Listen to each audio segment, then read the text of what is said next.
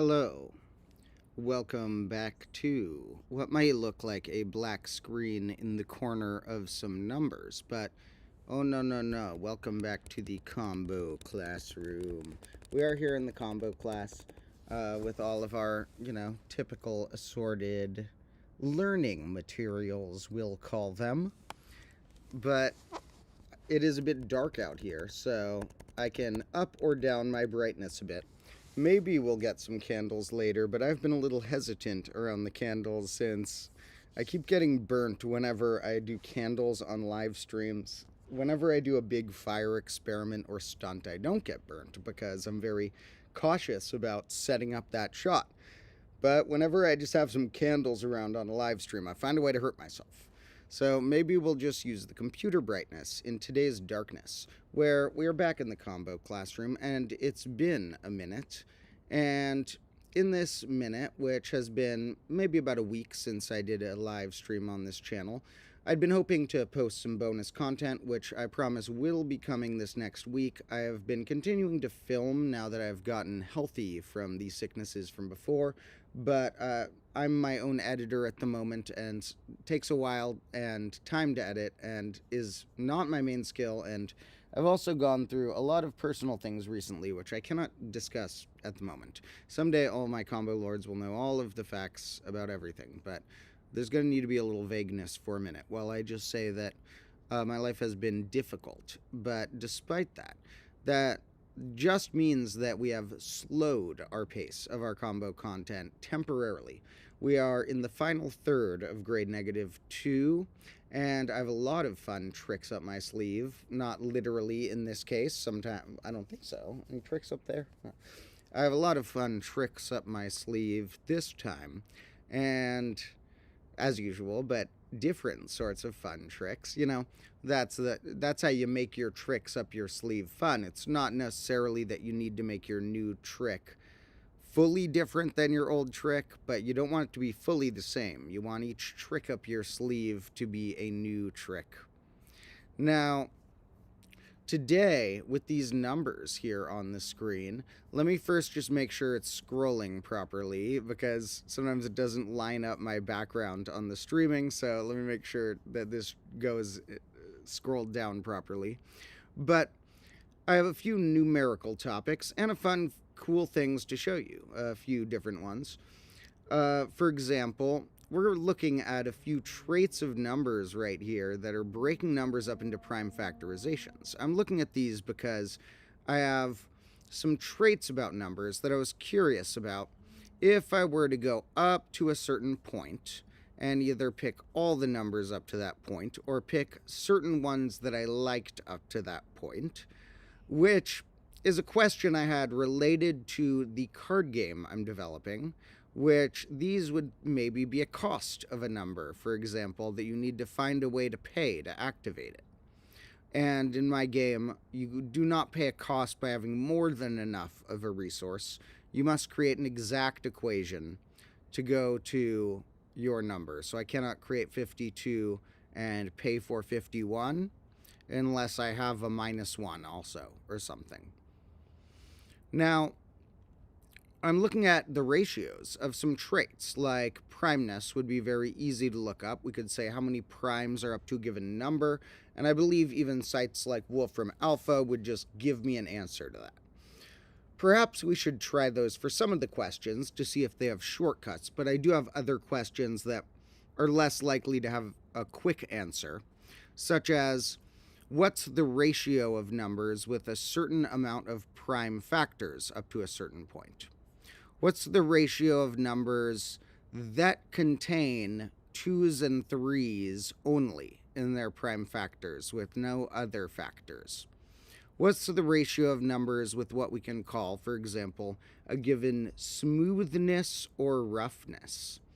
Smoothness meaning the maximum size of a prime factor, and roughness being sort of the opposite. But we're looking mostly at smoothness at the moment, which would mean, for example, 24 is 3 smooth because that's the largest prime that can divide it.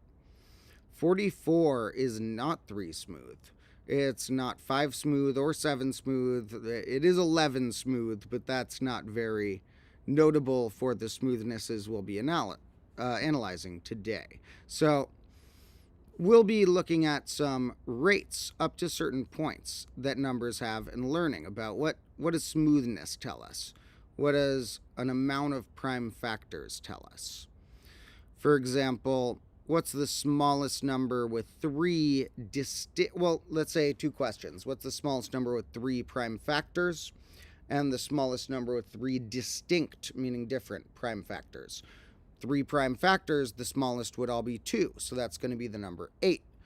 3 distinct prime factors, that would be a 2, 3, and a 5, which would make 30. And we can see that 30 is the smallest number that has 3 different things here, not counting the exponent. This is one of my favorite tables online, which is Wikipedia's articles about table of prime factors. I also love their one about table of divisors, which is a bit different. Here we're seeing all of the factors and traits that relate to every factor that breaks up the number. Here we're seeing more traits about just if you split it into its fully broken down form of different primes multiplied together. Now, to answer our commenter, I know there's probably not anyone behind me. You're probably just trying to spook me, except for the alien, who I do know is behind me, but I'm not allowed to tell you about that. Is this about summoning Satan, you asked? And, well, it's funny because, you know, you're probably referencing, hopefully, that we have done some cursed live streams and experiments here recently, building up to the latest episode I put out on the Combo Class channel, linked in the description of this episode, is quite related to the number 666. Now, not everybody likes that because some people are, I'm just going to say it, some people are close-minded about how you can appreciate a number without being in the exact same culture that that person grew up in. So, while I will respect everyone's beliefs and religions and such, I don't have a huge tolerance for people who just ban a certain number as like we shouldn't talk about that number as much. And it occurs occasionally with the number 666. So I had to talk about the number for the sake of, I don't know, you tell me not to talk about something, I'm probably going to talk about it more likely because I'll feel like it's not talked about in society enough or something. So careful what you wish for. But that episode was a bit cursed. When I did the cursed episode, while I was filming that, I caught COVID. I burnt myself. I did not burn myself in any of the fire stunts in the episode. I burnt myself in one of the live streams on this channel. But that episode is good and done. The next episode we'll be doing on the main Combo Class channel I'm working on now. It's probably 2/3 done filming and probably 1/3 done editing. And the next episode may be 2 weeks after the 666 one. I'll try and get it less than that. But it's going to be a very long episode. The next episode I'm going to make is going to be the longest episode that is on the Combo Class channel to date when it comes out. And it's kind of silly that the longest episode is going to be this, but it does relate to the game theory we've been doing here. But I've mentioned in streams before that I have been looking into the math of an old game I used to play, Magic cards, and that at some point I would collect many of those thoughts into an episode. And I am making that episode. I know not everybody cares about Magic cards, but this tells us many interesting lessons in game design, because this game is the first of a type of card game where you build expansions on top of expansions and have different formats of which of those expansions are allowed to mix together into a deck creating process, as well as then a playing process. And it's a 30-year study in things that have gone right and wrong in the game. And perhaps we'll discuss that more later in today's stream of stuff that won't make it into the episode, but the episode itself is going to be more than half an hour for sure. I'm not sure how long it's going to end up. And almost definitely going to be the longest episode on the Combo Class channel yet. Remember, the streams sometimes are like 2 hours, but the edited episodes, I make every minute count. So if it's half an hour, I mean, like, hopefully you watch the half hour. The streams, I expect people might, watch half of the streams or skip around or whatever. Please don't, but I'm logical. I know that's the case. That's part of why I have 2 channels. I like to have one that I put my art projects that I'm fully perfectionist about and that I can tell either my friends or strangers on the street or whatever, hey, watch any video on that channel. And that's something I made I'm proud of that I spent a lot of time on.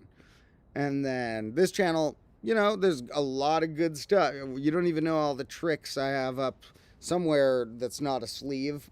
For this live stream, I have something really fun to show. That's something insane later in today's live. Not insane as far as like the fire or chaos, unless somebody comments and convinces me, but a very interesting thing that I have with a friend programmed.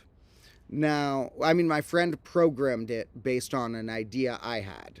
So I made it with him. He did the programming half. I did the concept half.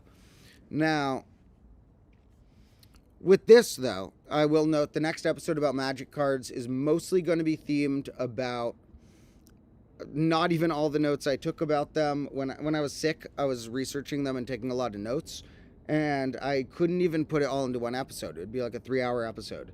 So the portion that will be this big main magic card presentation from me is going to be analyzing the most powerful cards of all time, in my opinion, with analyses that you will not have seen before, and what that means about game design, what that means about when they made a card so overpowered it was too powerful for what they wanted for the game. Perhaps some of these had to be banned in formats, perhaps some of these they had to change how they designed other cards in the future. And for those who do play Magic, who expect that I'm just going to talk about a classic set called the Power 9, which are nine very powerful cards from back in the day. Actually, although we'll discuss the Power 9, and they are definitely really powerful cards, only 2 of the Power 9 get on, like, the final list of the super way overpowered, like, 5 or 10 cards that, under different metrics, have completely broken the game. Now, leave any guesses in the comments if you happen to play Magic and you have any guesses about which non-Power 9 Magic cards I would describe as being overpowered or broken. And somebody says there will probably be a sequel, and probably, yes, I'm going to spread them out. I'm not going to do like 3 Magic the Gathering episodes back to back, don't worry. It'll be like 10 episodes later. 10 episodes later, there will sometimes be one about this until I've at least gone through all my notes. Maybe more if I keep taking notes about it. But the other topics that may come up with Magic are, this one is most powerful cards ever. And there's a whole nother one I brainstormed about weakest cards ever. And I wanted to make this episode both almost the strongest and weakest cards ever. But it would have been like a 2-hour episode. So we have to... Weakest cards ever will come in the future.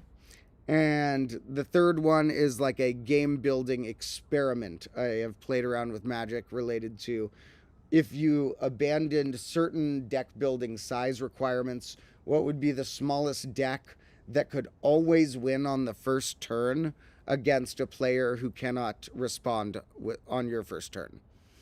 Now, those are in the future, so if you love Magic, don't get your hopes up there'll be 3 in a row or whatever, but do get your hopes up that the next one is going to be really long and the editing is crazy. I've downloaded like more than 100 pictures of Magic cards that I'm cutting onto scenes to put onto the images, and it's really hard to describe the game in a short span, like to make sure I made the rules make sense, to make sure I made because I know the game enough that I have the context that the things I'm saying are like really cool to me, but I have to make sure that you all have the context that it's really cool to you as well. So thank you for our random commenters and different thoughts. We're going to look at these charts, and the other thing I'm going to show, which I think maybe we'll actually do first. Okay, well, I have a few things on my agenda. One is I do have plans to take some notes about which of these ratios in particular of amounts of certain prime factors mixed. Now, I'm particularly interested in 2s and 3s and maybe 5s and 7s, maybe 11s. We're mostly interested in cultivating a set where we can find like 30 numbers or so. Like, let's analyze the first 30 to start. Later, we could analyze the first 60 and pick 30 of them. And we could say, like, what percent of these are 2 and 3s? What percent of these are 2 and 5s? And then at some point, one of our categories is going to be other. So other is going to contain a certain amount. But we want to have enough categories we've created that other isn't the vast majority. So if we say primes just versus other, in that case, other would mean composites, because that's all that's left, and 1. If we say numbers 2 and up that are whole numbers, prime versus other just means composite in that case. And if we just went up to 5, we'd be like, there's more primes than composites. But obviously that's not the case. Primes actually thin out to a degree that they're one of those interesting sets of number that, although there's an infinite amount of them, they thin out enough that if you went far enough up the number line and scanned what percent have been primes, you'd be approaching 0%.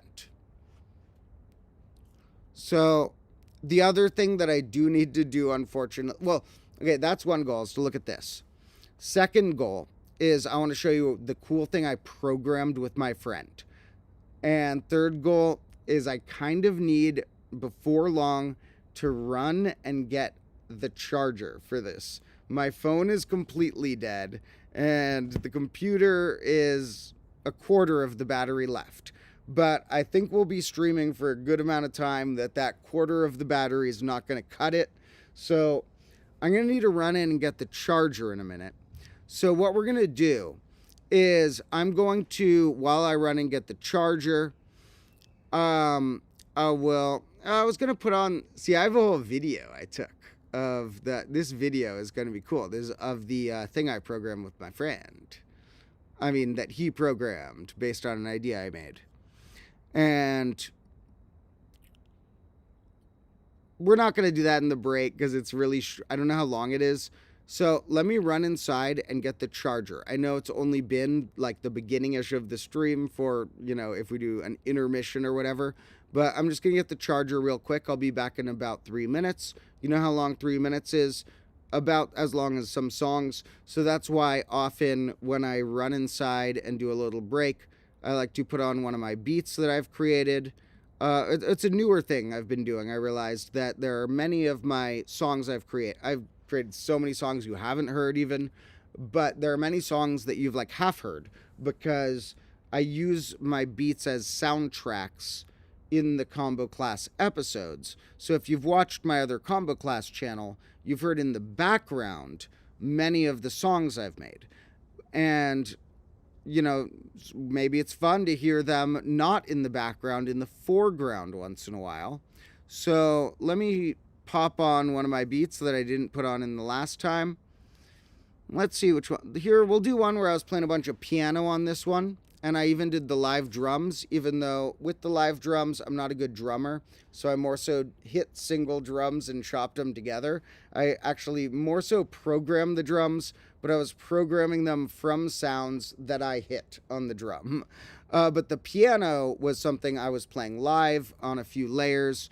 The other elements of this are keyboard instruments that I played on the piano. There might be some guitar, might be other stuff, but this is mostly piano and me chopping some drums together and stuff. And let's throw this one on for a minute. We'll leave the background on in case some crazy intruder comes. or whatever. You guys can at least watch it while they try and rob me and trip over all of my bottles of broken glass and poison. You intruders, don't try me. But I'll be back pretty soon, so I'll be back by the time, well, okay, this beat's only 2.5 minutes, so there's a small chance you'll get into the second beat, but I'll be back around the time this beat that's 2.5 minutes is done is over, and then I'm going to show you a digital thing, and then we're just going to be analyzing numbers, baby. Okay. Let me make sure we're actually going to get the audio from this.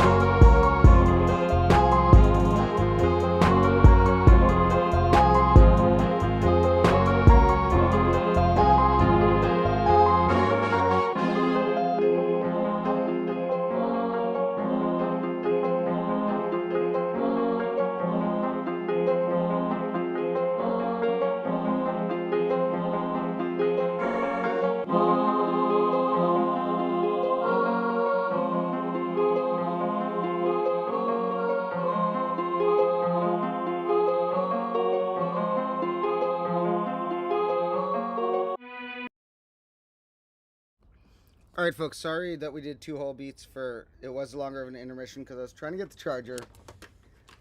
Okay, so, spoiler alert, I've been trying to move out. There's complicated reasons why, I'll explain why another day. And I'm trying to move close so that this is at my family's house, so I will still have access to this classroom. So, I'm trying to move close so I can travel here, walk here would be ideal. Film here most days, but the room where I just live and live stream and stuff, I'm trying to look for another place. It's difficult where I live, but I've been packing up a lot of my things, so I'll explain all the details another day. But essentially, I packed away my extension cord, so I don't know where my extension cord is, and the computer charger does not plug into the outdoor outlet, so I had to get this really big extension cord from somewhere else. So at least we can extend really, really far if we need to keep charging somewhere else. Anyway, I hope you folks enjoyed a few of my random beats. And those are just some things that I programmed. Those 2 were ones that, although I programmed them digitally to a degree, where like the drums, for example, and maybe the bass, I played single notes and then put where they went instead of playing the whole thing in a row. But a lot of the other instruments were live on those ones right there. A lot of the sounds were just from a keyboard I had.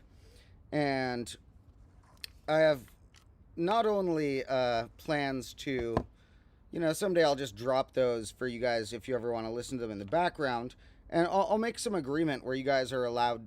I'll say it unofficially right now. If anyone wants to, if you're a YouTuber and you want to use my music, email me, even though I'm really sorry to anyone who's emailed me and I haven't gotten back to you. I promise it's just that I have not checked them in a while and been really stressed, and not related to any particular person. If you emailed me, I will get back to all of you.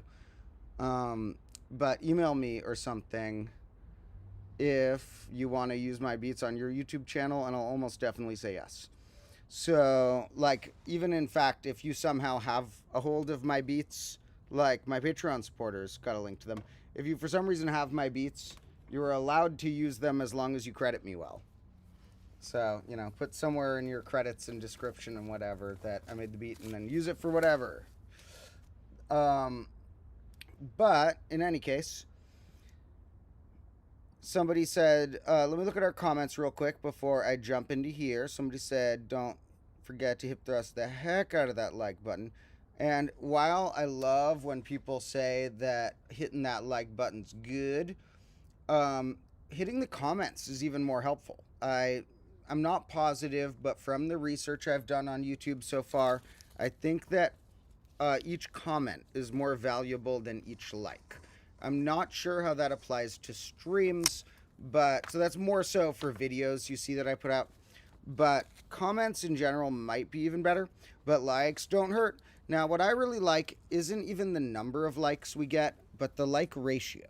Like our 666 episode we put out recently, for example. That's a pretty controversial topic. I get really good like ratios. I'm always surprised. When I tell my mom, she's like, what do you mean it's not 100%? Who would ever dislike it?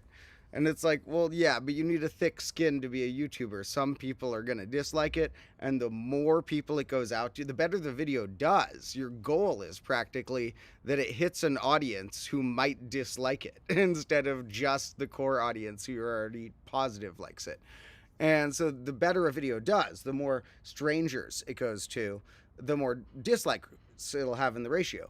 But we still get such good ones. And folks, I don't want to curse it because I feel like if there's some asshole in the chat, they'll try and dislike them all on purpose because of this. But whatever, try me. I don't care. I've already noticed this. I've already lived this. Our last 10 streams, even though they haven't gotten many views, I'll show you the stats on this sometime, have 100% like ratio. It's beautiful. It's awesome. And there was one that didn't when I was talking about 666. The rest of them had 100% like.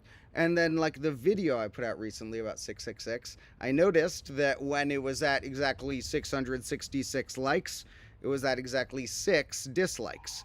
And that's, about a little more than 99%, I think. And that's great. That's called an A+.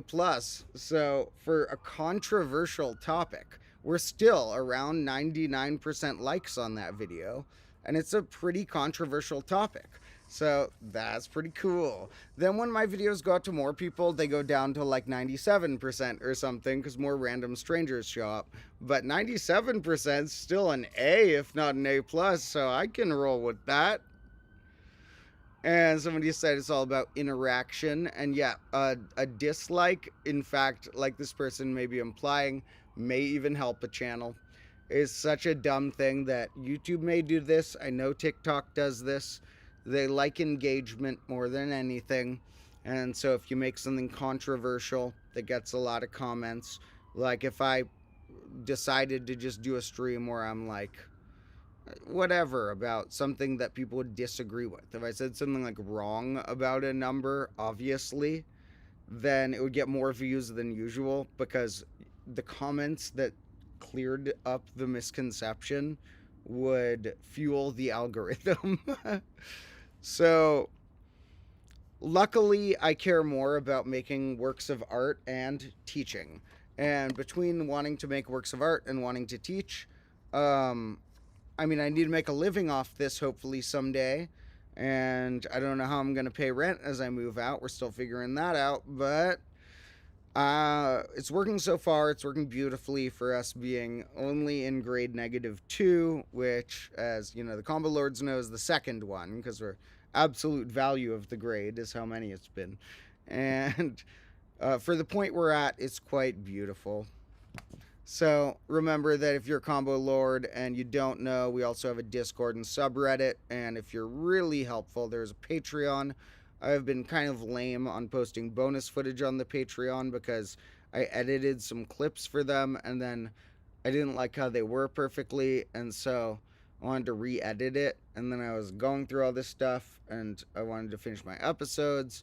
So I never re-edited the Patreon clips, but I'm going to do that as soon as possible this week. I'm going to try and put out multiple things on the Patreon for the people who are on there because I have bonus footage. I just need to put in a few hours of editing that's just for that, and which I will do because those people have helped me.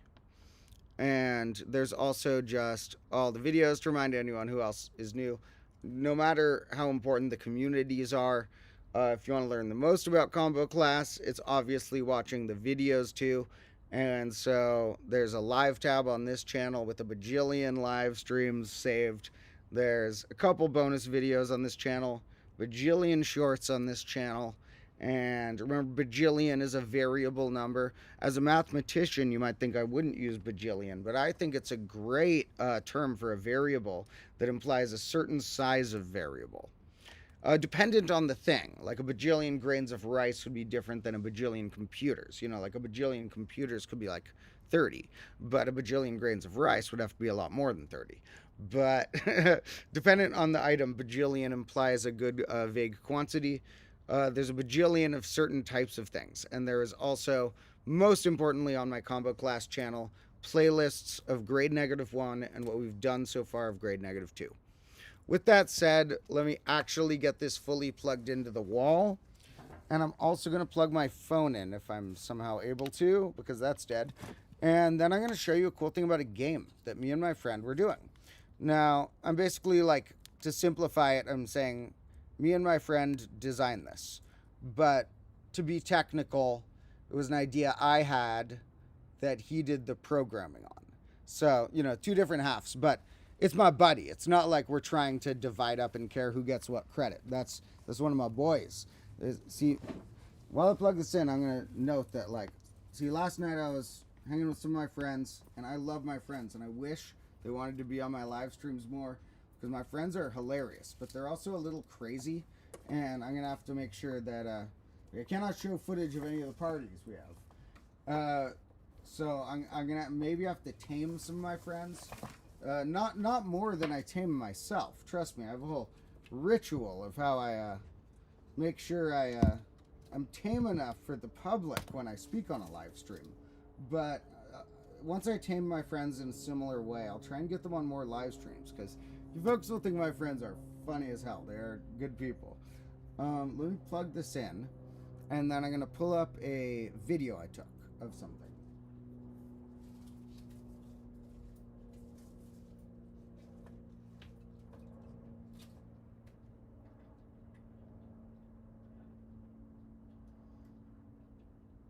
Oh my god, I don't have my phone to be a flashlight, so I can't find it. Going a shock. Oh!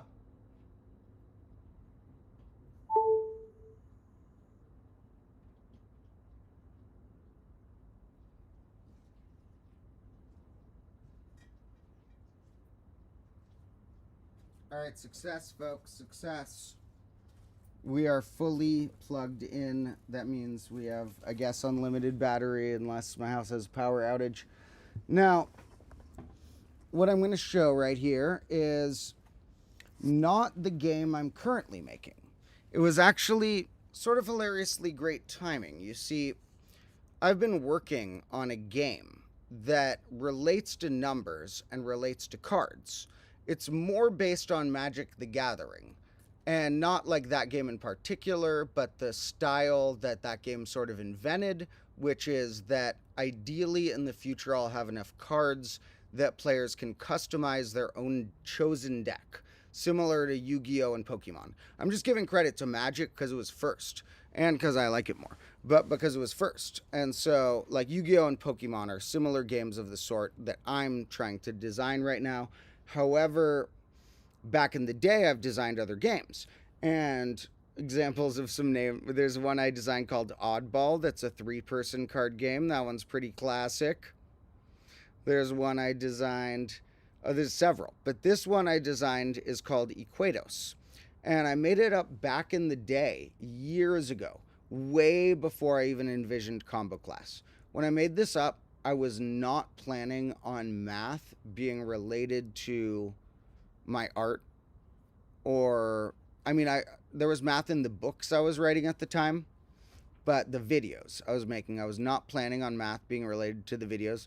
I've had a lot of different videos I've made over time, different channels and such, but I was making really chaotic videos at this time that were not math related. And I was still, it's one of those funny things where when I look back on, like, have I been this into math my whole life, or is this something that sprouted bigger a couple years ago? And while I often first default to, a couple years ago I got extra into math and started studying it, like 3-4 years ago maybe. But another part of me keeps looking back on my life and being like, well, okay, this was a mathematical thing I did. This was a mathematical thing I did. This was a math. So throughout my life, there have been many things that definitely show the arc to why I am here now. And one of those was inventing a card game that was based on more poker-like things. I like to play poker with the friend I developed this with, and so this game I made called Equatos is not the current game I'm making. However, once I tweak the rules with my friend a bit on this, it's going to be a really good game. And it's not just a card game. So this one was not designed as a game where I would create my own cards. It was designed as one you could play with a standard 52 card deck or a stack of multiple.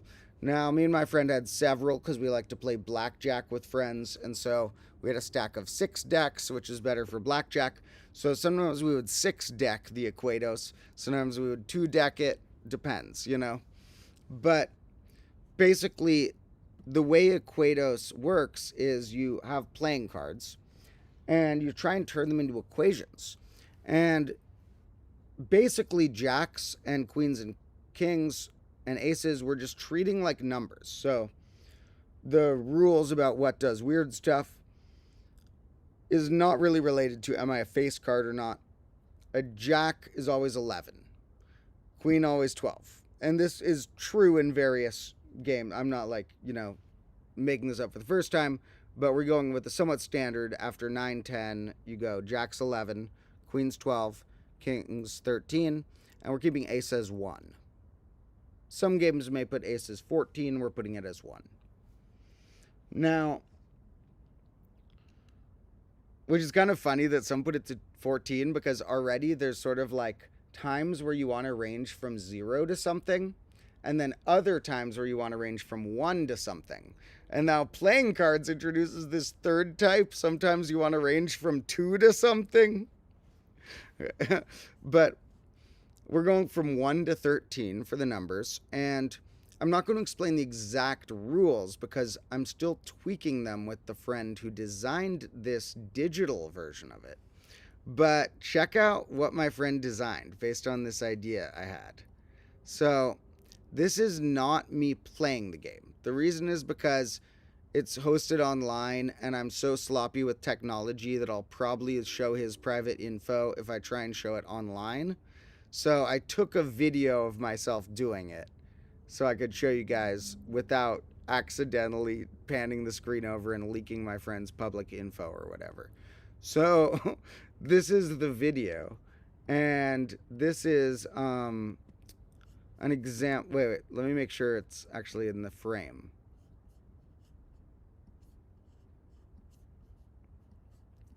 So there's a lot of options here. The one I clicked to start was called 2-player.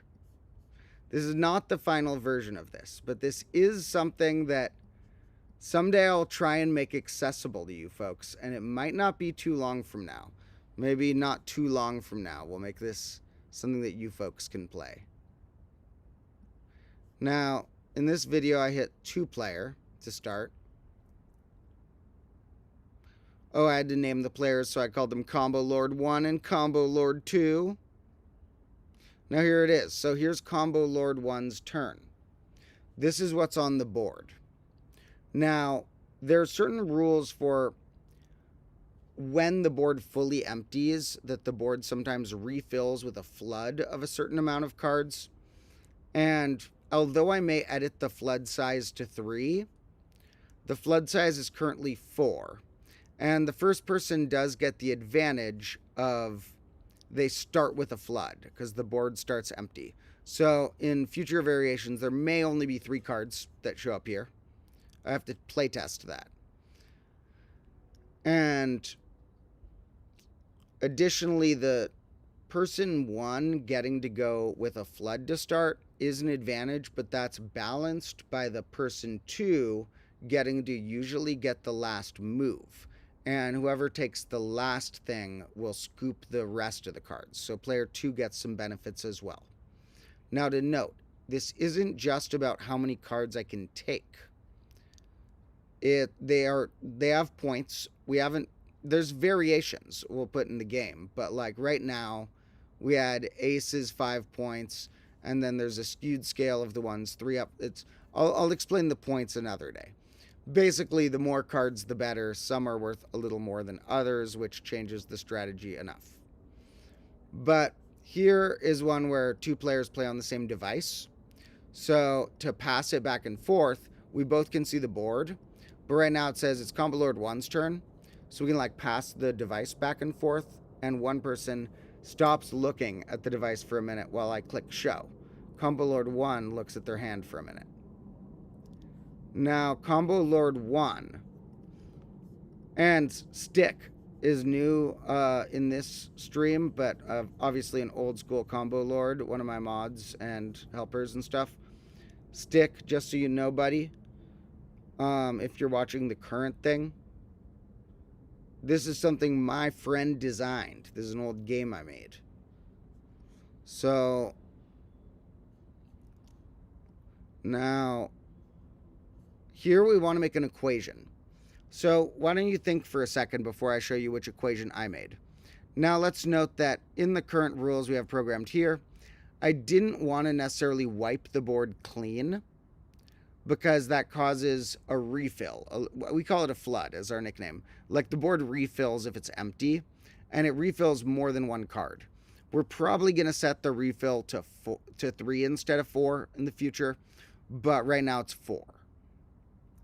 Now, here's the video of the move I did in this case. So I was like, we're going to say that, remember Queen's 12. So I said 12 minus 4 plus 3 equals 11, because jacks are 11. So I got to take those cards. Now whoa, so this went really fast. Combo Lord 2 had a turn right here where they were stuck with almost nothing on the board and couldn't respond. So they just played one thing. Now, Combo Lord 1 right here is, you do have an advantage as the first player that you could gain this tempo thing, but it is balanced to a degree by second player being better in endgame. Now, here we said, okay, what if I did 4 times 1 is 4? But the reason I did this was an example of the flood. I wanted to show that sometimes if you get all of those, it refills an amount for the opponent. Now, what if we do something weird here? Here I thought for a second, because I was like, can I find an example that will show that we programmed, but by we programmed, again, remember, my friend programmed this. I'll give him credit as soon as he wants, but I don't think he wants me to say his name right now. But this was my idea, but I do not know how to program this stuff. My friend was the one who did this from my idea. Now, here we did parentheses. You see how I'm putting in parentheses? Let me go back a bit because I'm like kind of blocking it. I was like 5 plus parenthesis, and we put the open and closed up there and stuff. 8 divided by 8, that gives me 6. They're kind of stuck again. Now, that's just an example. I'm editing the rules a little bit to try and make it less so a player gets stuck with a single card. But that's pretty neat, ain't it, folks? Now, just because I'm terrible at technology doesn't mean all my friends are. Also, I'm not bad at all technology because I actually am the one who like edits most of my videos and stuff, but I'm only good at certain technologies that I've chosen to learn. Those include music equipment, cameras, and some editing equipment. And apart from that, I don't care about. I don't want to learn technology. I love the nature, the old-fashioned. No, I should be careful when I say old-fashioned because some people think old-fashioned implies like old-fashioned ideals. No, I don't. My morals are not as like racist or sexist as certain old-fashioned ideals, but old-fashioned in terms of like less technology. But I have friends who are good at technology, and I'm cooking up some cool things here and there with them. Someone's wondering, what's it called when both players have the exact same movesets possible? I don't know the name for that, but I'm sure there's a a term for it. There's a term that's important that'll come up not in our next game theory episode, because that's about magic cards, but in the one after that, or in the next game theory episode that's about like chess type games, we're going to look into something called the Nash equilibrium. So to anyone who wants a head start on game theory for things we may cover in the future, maybe look up the Nash equilibrium. And yo, Stick, you said your kid's about years old. Guess what? We're at about grade negative E right now. Right now is just about grade negative E.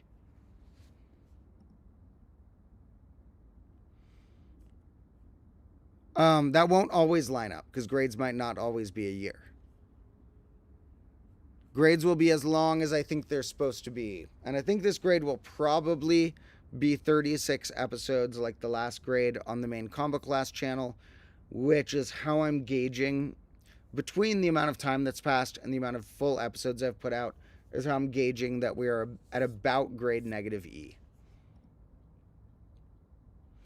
And someone said you have to have open information. That's why I said chess-like. which is a bit different than Magic, where you don't have open information and randomness ensues. Now, the game I'm developing, I have these ideals I want to work into it, and one of them that's hard to implement is that if a card gets seen by the opponent, I don't want them to have to memorize it. I want it to be public knowledge they just get to see for the rest of the game as if they memorized it.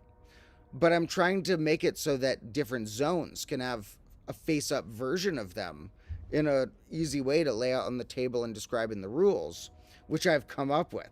I solved it. But it took me a long time to figure it out, of how to get different zones sensibly, having, if they get seen by the opponent, that I want to almost keep that thing face up without changing all of its traits, because I don't want to require memorization.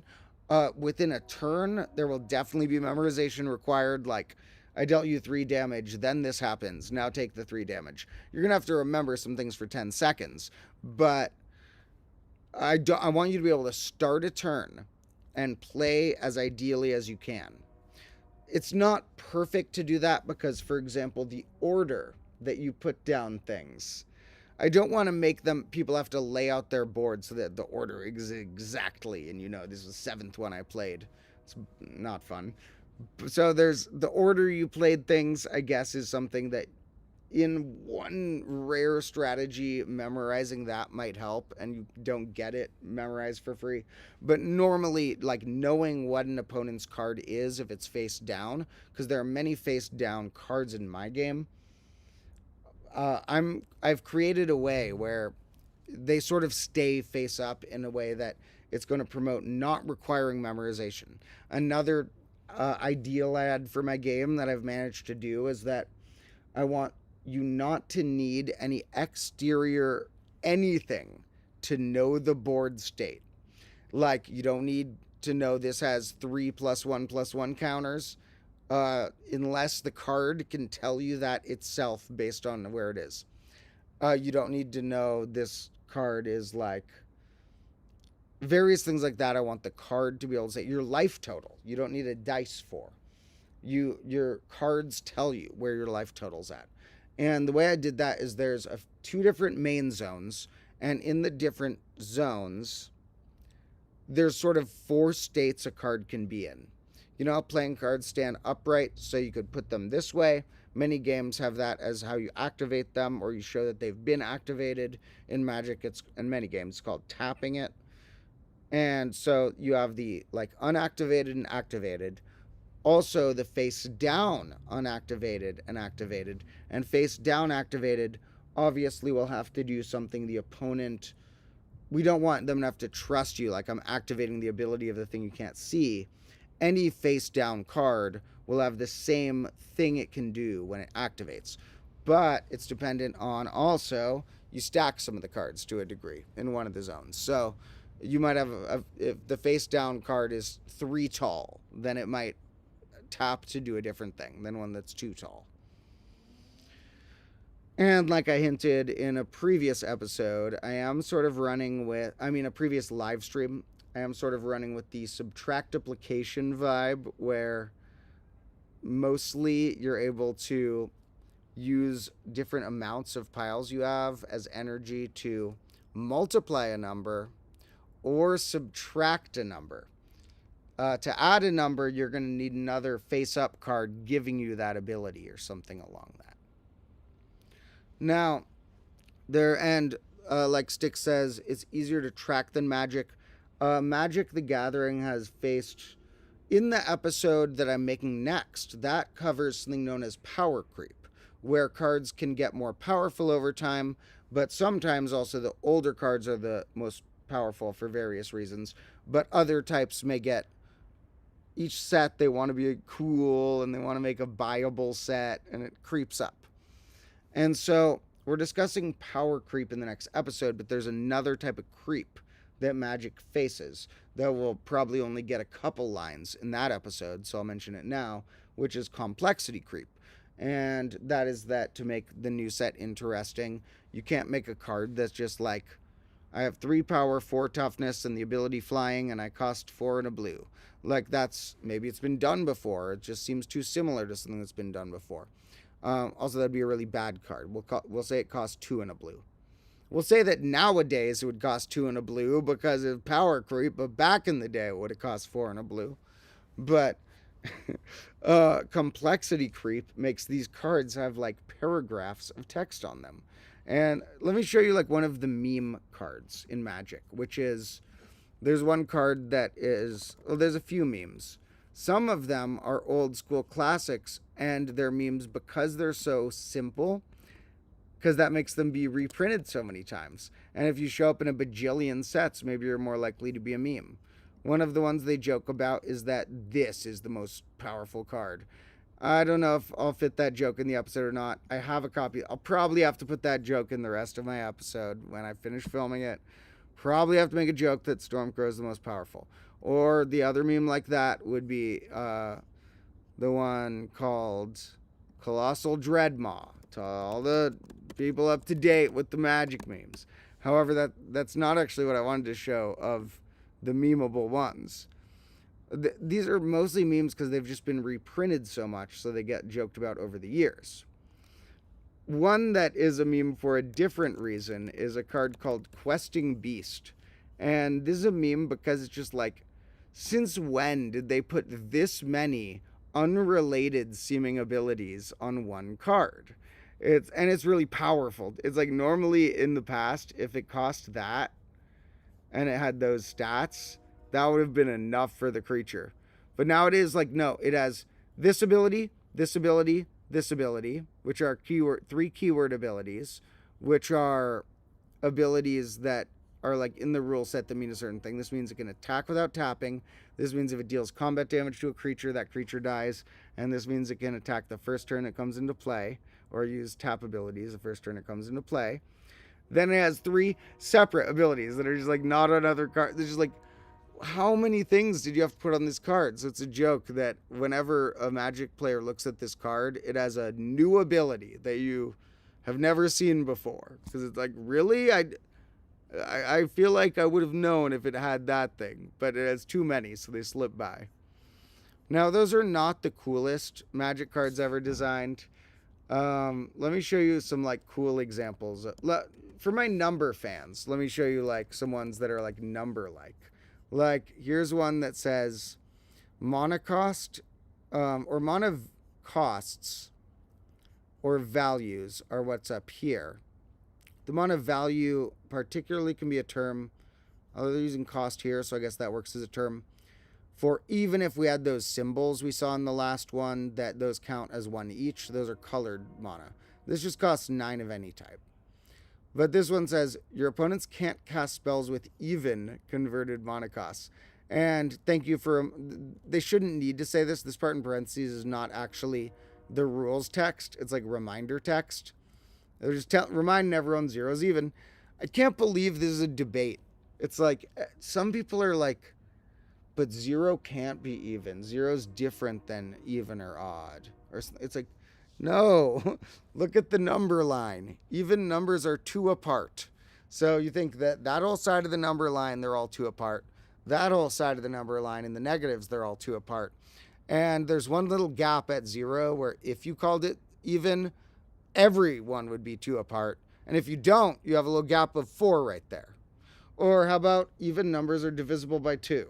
Is 0 divisible by 2? Yes. I can't believe that. It's not like a debate in the mathematical community. Like, it's not a big scale debate. But it's something that, for some reason, a lot of people who know a medium amount of math, a mild to medium amount, have trouble with that one. Now, I guess it makes sense because you know why? 0 is the void and the all-powering. 0 eats everything. It's the multiplicative absorbing number. 0 is the beginning and the end. I'm not joking, folks. I mean, I'm saying it as a joke, but everything I said there was true. Now, what's some like other cool cards numerically? There's some that use 13. Those are kind of fun. So like Let's see which ones they have that use the number 13 in a Magic card. Let's see. By the way, the site I'm using is called Scryfall. Shout out to that site. Now, here, this is like a more typical card. So it's like normally costs that. Here's a cost reduction effect. Deals 13 damage to each thing. This one minuses that. But some are more interesting with the ones they do. So it's like choose a number between 0 and 13. Each player sacrifices that many creatures. How about... And some of these are kind of just like overkill as a joke almost. It's like almost any creature can take... If you had said 10 instead of 13, it still would have killed the creature. All right, Meteor. But some of them use it strategically. Like, look at this. At the beginning of your upkeep, choose one. Each player with exactly 13 life... You start with 20 life, by the way. Each player with exactly 13 life loses the game. Then each player gains a life. That last bit, I guess, only matters in multiplayer. Or you can pick, each player with exactly 13 life loses the game. Then each player loses... Oh, no, this is why they do it. It's like a weird way of phrasing it, but it makes sense now that I think about it. You can either pick that, no matter what, you pick that whoever has 13 life loses the game. Then you pick that each player either gains a life for everyone or everyone loses a life. Kind of weird phrasing, but that's what it is. So it's like, if you could be ticking your opponent closer to 13 if you're okay taking yourself down. There's a lot of strategy behind that. And where's the other one I was thinking of? I guess it said the number 13 instead of the digit. Oh, yeah, we got a lot more to say the number 13. Or, I mean, like, spelled out, the letter version. So, how about this? Instead of your maximum hand size normally is 7, meaning you discard if you have way too many hands at the end of your turn, you don't have a maximum hand size. Has an ability, if you pay enough, you can draw a card whenever you want, if you can pay that amount. But then it says, at the beginning of your upkeep, if you have exactly 13 cards in your hand, you win the game. That sounds like too powerful if you're a beginner, but it's kind of hard to get there because you start with 7 cards in your hand. You need a bunch of things with draw effects, and you're not going to be able to just do it from this activated ability. And then you need to make sure you are at the right amount of cards in your hand, that they don't make you discard, that you don't play too much or too little at the right time, because it's at the beginning of your upkeep. So that's an example of just some that are like numerical, just by looking up like a number or whatever. But there are some cards that are very cleverly designed. Maybe I'll think if I can think of any that I thought were like cleverly designed for a moment, because that won't be in the next episode. The next episode will more so be just about the most powerful, or least powerful, and what that teaches us about game design, about balancing a game, more so than like what are cool creative things they have done, even though we'll see that as well in the episode. What's examples of... Well, I just gotta like explain some simple things. Like, for example, magic creatures attack and some can block, and one of the most classic abilities that's ever been in a card game that I'm sure, because it's 30 years old, it was in the first set, I'm sure has inspired so many card games, is the keyword flying. Flying means that if you attack, you can only be blocked if the other creature also has flying. Now, you're not physically lifting your card off the table, but it like lets you envision that like the ones with flying are up here, the ones without flying are down here. So if I have flying, I can only be blocked by one with flying. And certain keywords like that, trample as well, and first strike were some of the early ones that are very not complexity creep like we talked about. A very simple, evocative way of describing a mechanism. Now, some of the creative ways that they make cards are... we'll go into that later. I'll have to make a list. It'll be too sloppy if I try and go into that right now. I'll keep this page up in case I need to search any others if we talk about more of that game. But I'll another day share some of the coolest cards ever. The next episode, I'm already knee deep, 5 million knees deep worth in the Magic the Gathering episode I'm making about the most powerful cards, which I would not be surprised if it's an hour. I don't think it necessarily will be, but it's going to be more than half an hour. And that will be coming out hopefully within a week. Now, got a comment about Conway talking about how game theory led to surreal numbers. And yes, John Conway is one of my favorite mathematicians of all time. And one of the reasons is that he did a lot of cool number theory stuff, and I've read his books that I liked. Another reason is just the vibe of he liked playing with games, and he liked thinking about what is going on in this game. What is really, if players had perfect strategy, maybe even for an infinite game, how would you unlock everything there is to know about this game? So he would invent games, simple ones. And okay, I hope I don't get in trouble for doing this on the stream, because I'm only going to be able to find it on another website. But this is something I'm going to make an episode about someday, and still watch the episode, because I'm going to do this for like 5 seconds now to not spoil whatever episode I did, and to not get in any copyright trouble. This is on a site called playgameoflife.com, so thank you folks who made this. If I design a little shape, there's rules. Then the rules are, if you have a neighbor, if you have less than 2 neighbors, you die, meaning you don't have enough friends. Neighbors are ones touching you in some way out of these like neighbors. If your cell, counting diagonal, if your cell has less than 2 neighbors, it dies. If your cell has more than 3 neighbors, it dies from overpopulation versus underpopulation. And you live if you have 2 or 3. That's in the middle ground. Now, if you are a blank, those are for the living cells, whether they stay alive or die. Living means lit up. If you're not lit up, if you have exactly 3 neighbors, you become lit up. And that's all. So very simple rules, right? Let's start with him. Dies. Start with... Wait. Stop. Start with like that. It mutated a bit, and then it froze in this state.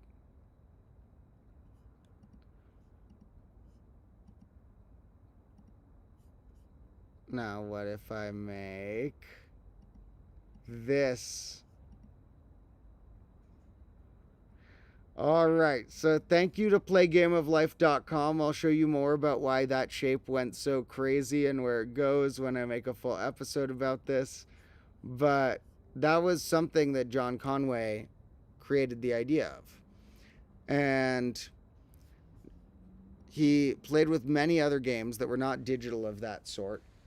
He also played with the ideas of games where it's like you have a pile of rocks and you have certain moves of which amount of rocks you're allowed to take or not take in turns back and forth. And whoever takes the last one either wins or loses. And then more complicated versions of that. And these lead to these infinite types of, well, where does it go if you add leading up to an arbitrarily large stack of some turns or pieces or things? And it led him to invent, along with Donald Knuth, who was one of the... Conway was more so the one who invented this, but the book he wrote about it was co-wrote with Donald Knuth. Donald Knuth is a mathematician who studied many base-related things. So some of the things that I learned about like base 2i and things like that were from the first person I've seen who has talked about them is Don Knuth. And him and Conway wrote a book together about this thing called surreal numbers, which Conway came up with based on games. And somebody noted that Conway wasn't really stoked on the Game of Life. I think the reason he was not stoked is just because a lot of people associate that with his name. So, like, for example, a lot of people who heard his name, if I wasn't a big fan of him and a medium, mild fan of him, I might have just shown the Game of Life thing and not said anything about surreal numbers or anything about the counting games with rocks or things like that. Or his many other great contributions. Like, he was a co-author of one of my favorite books of all time, The Book of Numbers. And sorry, biblical people, not the one from the Bible, but another one called The Book of Numbers, who, yes, Guy was a co-writer of that. But the Game of Life is really cool. Conway was just kind of annoyed that it was the main thing that people associated him with as, like, oh, Conway, he's the one who made the Game of Life. Instead of, like, oh, Conway, he's the one who made, like, a ton of interesting developments in both number theory and game theory. Because there's crazy number theory stuff he's done. Look at this, I don't know enough about it to make the episode about it yet, but I just know someday I'm going to need to research this enough to make an episode about it. Look at this. So there's this thing called Conway base 13 function. And it's like, why would you do base 13? That sounds absurdist. It is not very divisible. And if you were going to pick a prime, there's some lower primes. Why would base 13 be helpful? Was he just, like, silly or something? Well, he was silly, but that's unrelated to this. This was due to pure mathematical calculation. The Conway base 13 function is a function he made as a counterexample to the converse of the intermediate value theorem. And look at the sketch of this. When I read through this, I'm like, oh my God, this is so insane. I need to study this and I need to figure this out enough that I feel confident making an episode about this. Every real number can be represented in base 13, of course, this way. This is just noting that A, B, and C are going to be our 10, 11, and 13 digits. If instead of ABC, we judiciously, this is a very playful, fun, see, I love when they get to be fun. They're like, we're just going to say, what if instead of the symbols for 10, 11, 13, we use these symbols? Well, what would happen? Now, not always something happens when you try that, but sometimes it does happen. What if instead we use these? Some numbers in base 13, and there's a plus sign, a minus sign, and a decimal point. Some numbers in base 13 will have representations that look like well-formed decimals in base 10. Okay, so I guess not plus or minus in terms of adding two numbers together, more so a positive or negative sign to a number. You'd use, hopefully one at a time. That's probably why I'd say some numbers, probably the ones that have two pluses in a row, might not make sense. Let's see. Yes, most numbers will not work this way because this has two minuses in a row. So some numbers that don't have that, I guess they probably need to start with the plus or the minus. So they need to have their first symbol in base 13 be the 10 or the 11, and then they need only 1 point in them. They can't have more than one of those. So some numbers look like they were decimals in base 10. This is the most absurdist thing I read, but beautifully absurdist, absurdist that leads to real math, where it's like, since when do we take a base, mess with it a little bit, and then say, what does it look like in the other base? Now we compare that, I do that in a lot of episodes where we say if this base would say the quantity 12 like that, that's their symbol. Let's retranslate it. There's multiple directions of translation. But this idea that we're just putting plus and minus signs in them, kicking out the numbers that don't work, and being like, well, some numbers look like a decimal. It's like, at first I was like, where is this going? So here they say, and once again, this is not something I've studied, so I'm basically just summarizing what they have written here. But I am going to study this before long because it is insane. Conway's base 13 function takes a real number, considers its thing. If some position onward, it looks like a well-formed decimal, then this, otherwise than this. Now, we write it as a tridecimal. There should be no trailing C's. Now, okay, this sounds weird. We're not going to go through all the... That will be what's in the main episode I make, how we actually fully define it. But look at this. This was a theorem that this proves false. It's this base 13 function of graphing representations to other numbers shows the converse is false. I mean, it shows the... Yeah.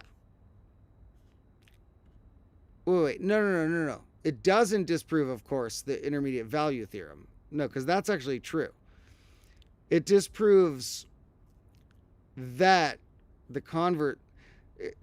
This is very confusing how it's written, but it's kind of the best they could have done. Just you get in double negative territory, you can't help it. It shows that the opposite of the intermediate value theorem is false. But we'll go more into that later. Here they're saying that it satisfies a even stronger value than, like, it's not the converse. It's like a mega version. Now, its graph is down. Now, wait, this was not... Maybe this wasn't the article I was thinking of that was showing clear enough some of the properties of it. Let me look up on one more site. I know this... I'm getting too distracted, but this is an insane thing. So...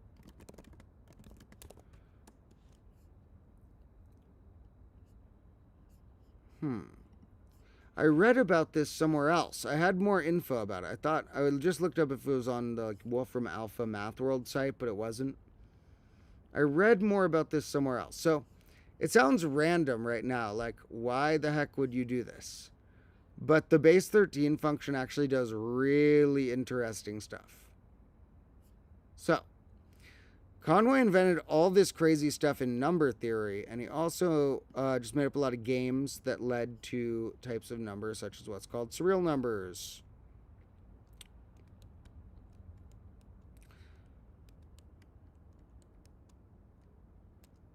And thank you to everybody leaving random comments. So those were some thoughts. We'll put away our games, such as our Game of Life and our... we'll put away the, these games that we're currently doing, the Equatos and the Conway Game of Life, and take some notes about a thing or two. I need to run inside and just grab a little water. My mouth's super dry. But what we're going to do after this is go back to the original thing that I said we were going to do. Got to loop back around sometimes. Some streams are circles. No, not just prime number. Table of prime factors or something. Yeah. We're going to look at some notes that will help me with the game I'm designing, where I'm looking at if these were costs of cards. Do I have different traits that all the primes have, or that maybe I have a card that has a variable cost? What if there's a card, for example, that costs 2 to the power of X? Maybe then in my starter set, I don't need to make one that costs 8, because maybe that's strategic enough that you do that sometimes from your 2 to the X. Maybe some, though, cost X to the 2. That'd be a whole different set of numbers, or square numbers, instead of our powers of 2. Maybe some numbers, maybe some cards, you can activate abilities for either 2 or 3. So I would want to know if we're using a multiplicative structure, which numbers are comprised of just 2s and 3s. These are numbers, like we said, can be called 3 smooth because their largest prime factor is 3. Now, there's another type we might look at, which are the numbers just comprised of 2s and 5s. Those are, in our base, everyone thinks those are the easiest to work with, and they are the easiest to work with, but everyone thinks they're like naturally that. They just happen to be that because of the base. 2s and 5s we could call normally they don't have as good of a nickname because Threven and Throd are not in the dictionary. But if we use the terms Threven and Throd, we got a great freaking nickname for this. This is a 5 smooth Throd. The 5 smooth Throds are the non-Threven numbers with maximum prime factor 5. That means all their prime factors were 2 or 5. So, sometimes you need to bust out the term Throd. Threven isn't always enough. Now, let's take some notes about this. I'm going to run inside and grab some water real quick. We're going to do a real quick intermission. So I'll put on one more of my beats. That's what we've been doing in the intermissions is I put on one of the beats that are like the backgrounds of my combo class episodes that many of you have probably heard in the background of something. Even though in the audio mixing of those, I often change the EQ on them. So you often don't hear the trebly parts of them that much in the episode. But here I like to show some that people haven't heard the full version of before. So somebody in the comments, pick a number from 1 to 15. And we'll go down the list of the beats right here. Pick a number from 1 to 15. Somebody already said something about 7, but I think they did that before I said that. And they also said something about 2.7, which we cannot go fractional beats, folks. I don't have fractional on my program here. So, what number from 1 to 15 of the beat? For people watching this, I'm sorry, it's going to seem like there's a delay. It's because there is actually a delay. I have settings that if I want you to see it more HD, there has to be a little delay. If you don't get a delay, you're going to see the quality really shitty. We got, someone said lucky 7. However, it had an exclamation point, which I am going to have to interpret as factorial. So that would be a pretty large number. We got our lucky 7, but our lucky 7 factorial. So I don't think I have 5,040 beats. Well, let's see if 7 or 13. I'm going to go with 13 first because that one looks kind of factorially. But if 13 is one I've played on stream before, I'll do 7. 1, 2, 3, 4, 5, 6, 7. So that's the backup. That's 7. We haven't heard that. 8, 9, 10, 11, 12, 13. We haven't heard this on stream either. We'll go 13 first. But here's what I'll do. Can I add this one to a queue or something? I'm going to put that one on play next. Maybe that'll work. Maybe that means that if my break's longer than beat 13, it goes to beat 7 after that.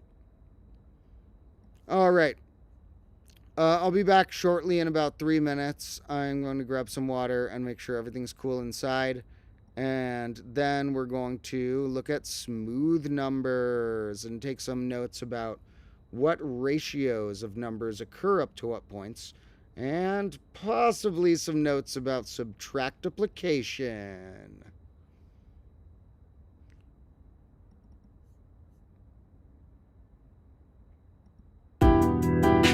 Wait, was that right? Was that the 13th? Yeah, good. Okay. Let me make sure that... Yeah, we're good. Okay. I'll be back soon.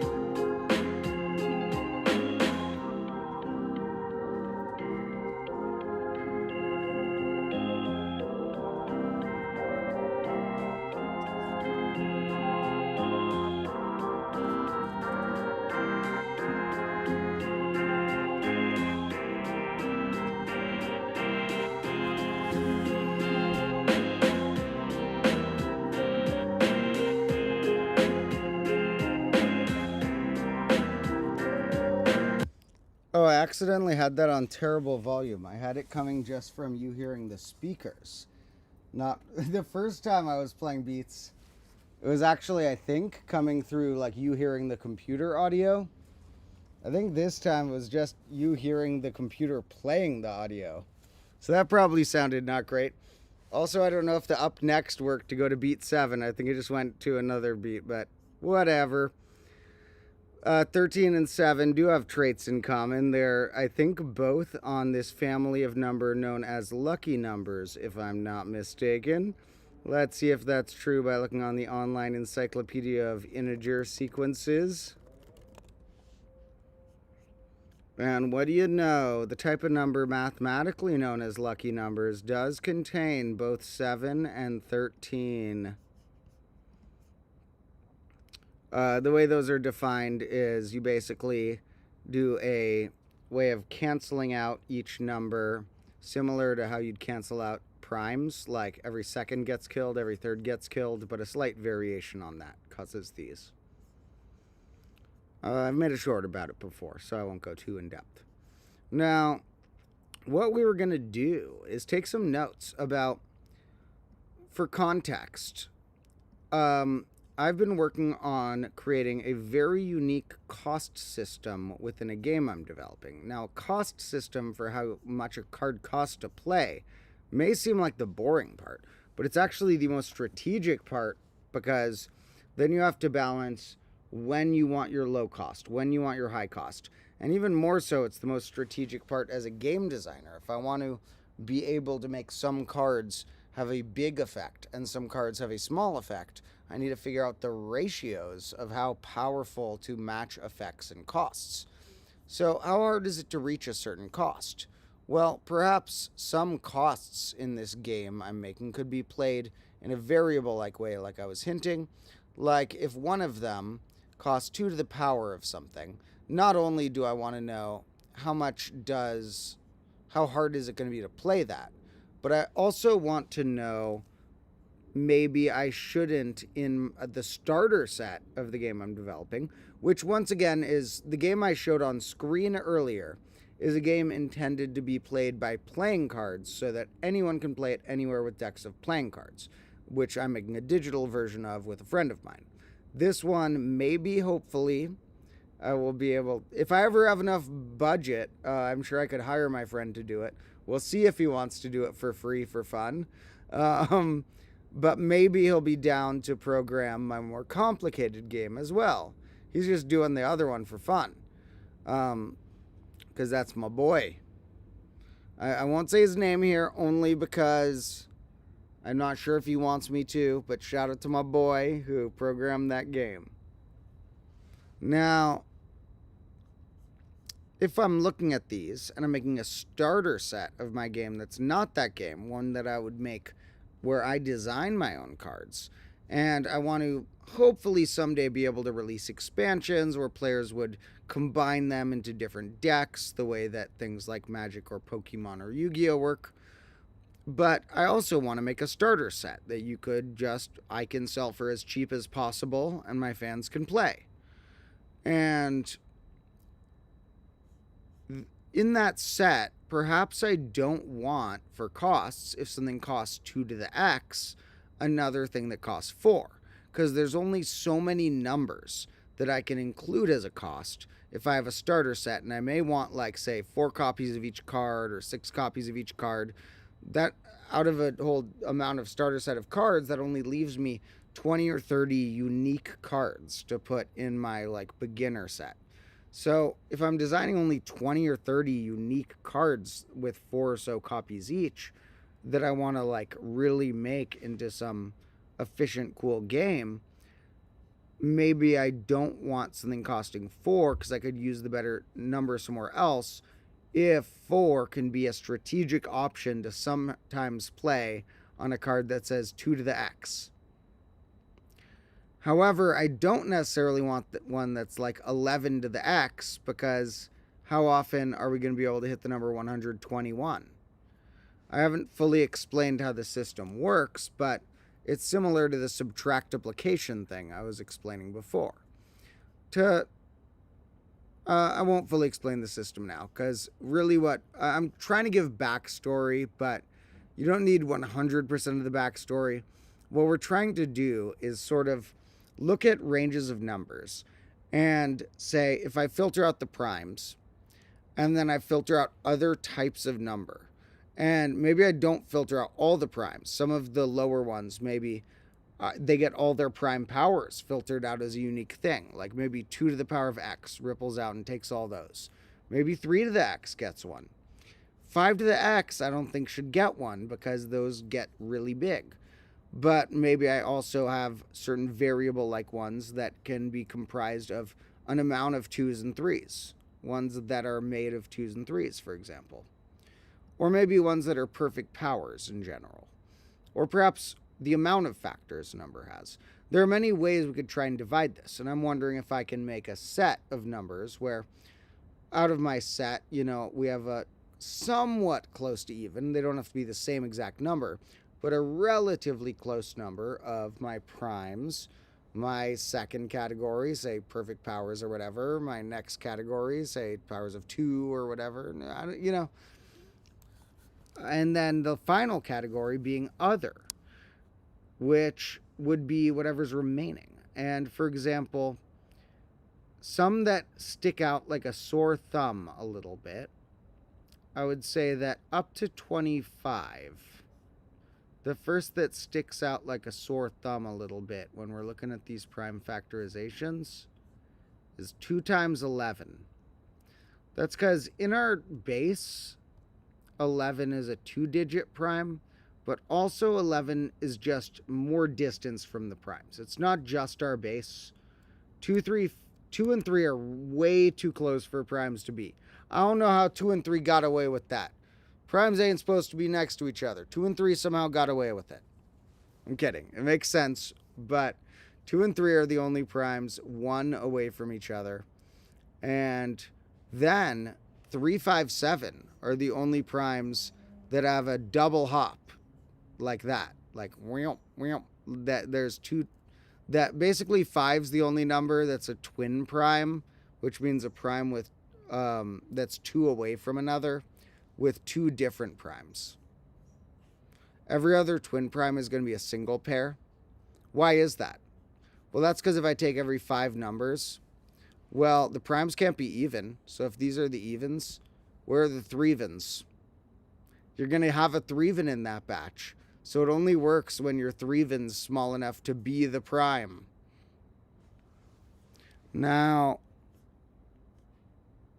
past that, we have a lot of 2s, 3s, and 5s, and some 7s.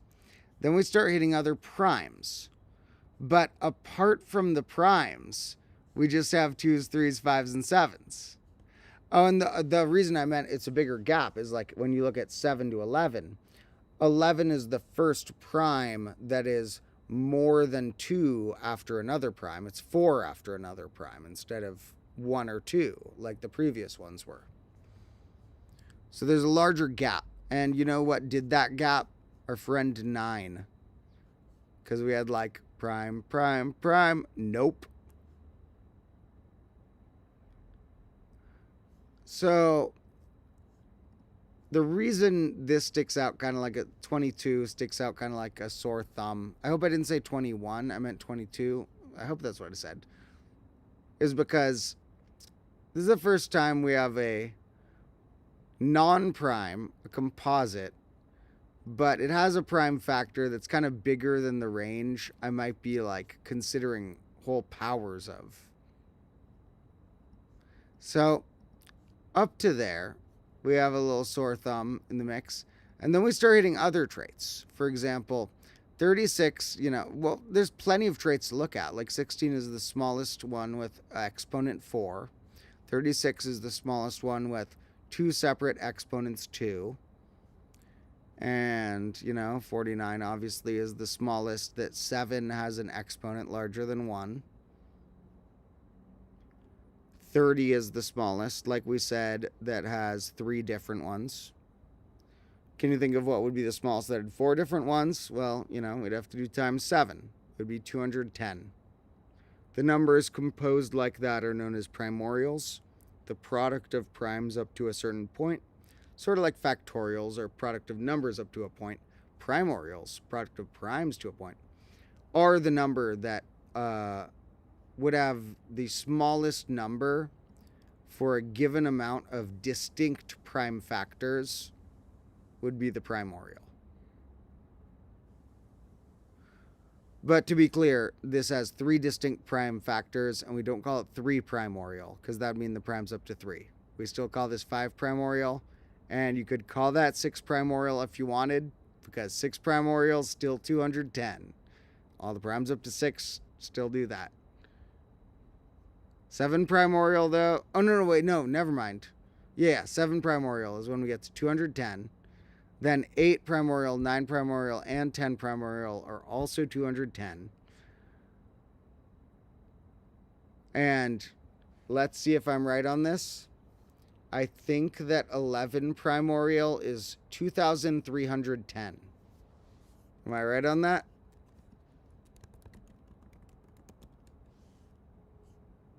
Yep, baby, I got it. Okay. So, not that that's something that you should memorize. It's actually kind of silly that when I have one of those like really arbitrary seeming things memorized, that shouldn't be a goal of yours. You copy a lot of my behaviors, but not the fire, not the broken clocks, not the sloppiness, and not the, caring. Not like, don't think it's cool when I happen to know a random number. It just means I've like, for some reason, studied that way too much. Remember that being a mathematician is more creative than people realize. Being a mathematician is about knowing a good groundwork of things you've studied from what other people have shown and proven. And from that groundwork, like fiddling around with combos of different things until you find cool stuff. And then fiddling around a little further with the combos that worked well. And my favorite activity is to fiddle around with simple combos because most of the time I find patterns that have already been discovered. And then I'm like, wow, I learned something on my own and found the name after I learned it. That's kind of cool. And some of the other times it's like, okay, I found something I can't find anywhere online. Maybe this is innovative. And if you find something that could be innovative, kind of feels like the simpler the better. Maybe that's a bias as a human, but kind of feels like the simpler, innovative thing you find, you're like more excited about.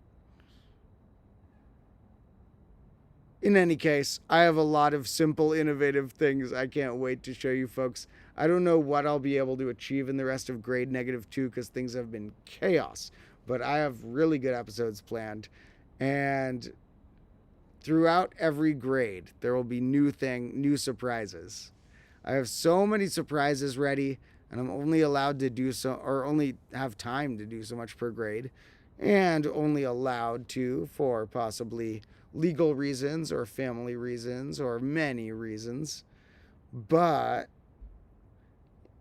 we are going to have surprises every grade.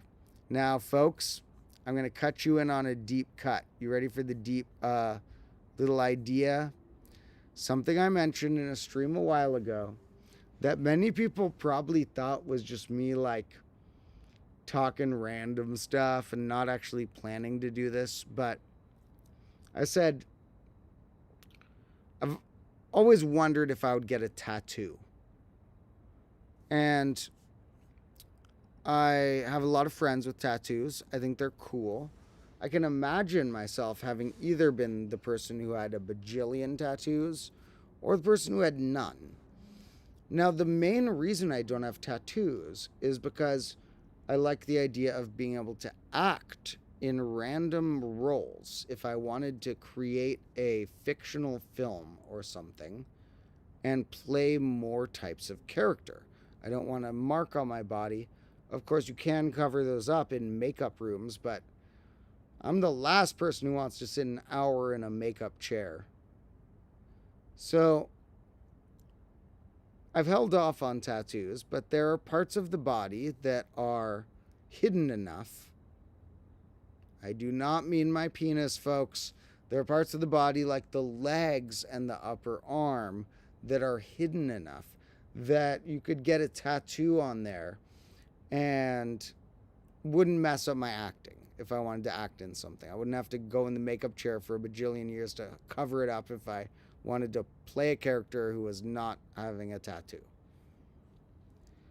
However, I pondered long and hard. If I got a tattoo, should I get 100 or should I get 0? And I came to a kind of funny conclusion. The conclusion I came with is, well, you'll get them one at a time. So after the first one, you'll know if you want the second. And after the second, you'll know if you want the third. And so we just have to plan on the first. Who knows if we'll get others after that? We're just going to plan on the first one. And I figured I like tattoos that tell a story. And I don't know if I can tell a story in the tattoo size I want to do. I was thinking, should I do an equation? Should I do some shapes I was considering were like, I was thinking maybe trying to get a tattoo of like an impossible crate, you know, these, like the crates that are can't exist in reality, and there's triangles like that too if I wanted to go simpler. So I like shapes like that. I like numbers, and theoretically maybe someday I'd get images of types of plant or animal, but I figured for the first one I needed to tell a story bigger than I can just make the image tell. I need the tattoo to have a story. I need there to be a story about how I got the tattoo. I need it to tell a story of not just, oh, separately I got this, also it represents something about me. I need the tattoo to represent while I got it. Basically, what I came to the conclusion of is that I want to get at least one tattoo, but the first one I want to give to myself. Now, a lot of people, when I told my friends that, they're like, do you mean the type called a stick and poke? That's like a smaller, like henna type-ish thing? And I'm like, no. I will find a friend with a tattoo gun. It's not a gun with bullets. Tattoo gun is the name for the actual device you use. And I have found a friend who is willing to do this. And there could be an episode before long where I try and tattoo some sort of equation on myself or some sort of shape on myself for my first, maybe only, tattoo ever. And I see if I can give myself the tattoo. Now, I have a very high pain tolerance, but I wouldn't be surprised if I twitch a bit while I'm doing it. So we'll see if I completely mess it up and it looks absurdist and sloppy. That's a risk I'm willing to take because it'll still tell the story. I was thinking of doing that for the grade -2 finale, but I might do it sooner. And I actually have some friends who might do it too. We'll see. Well, I'm going to try it. I have some friends who are half convinced to try and tattoo themselves at the same time too. I mean, we'll have to take turns with the gun. Now, I know that I seem really stupid, but my stupidness is calculated. And this is actually something I've thought about for a long time.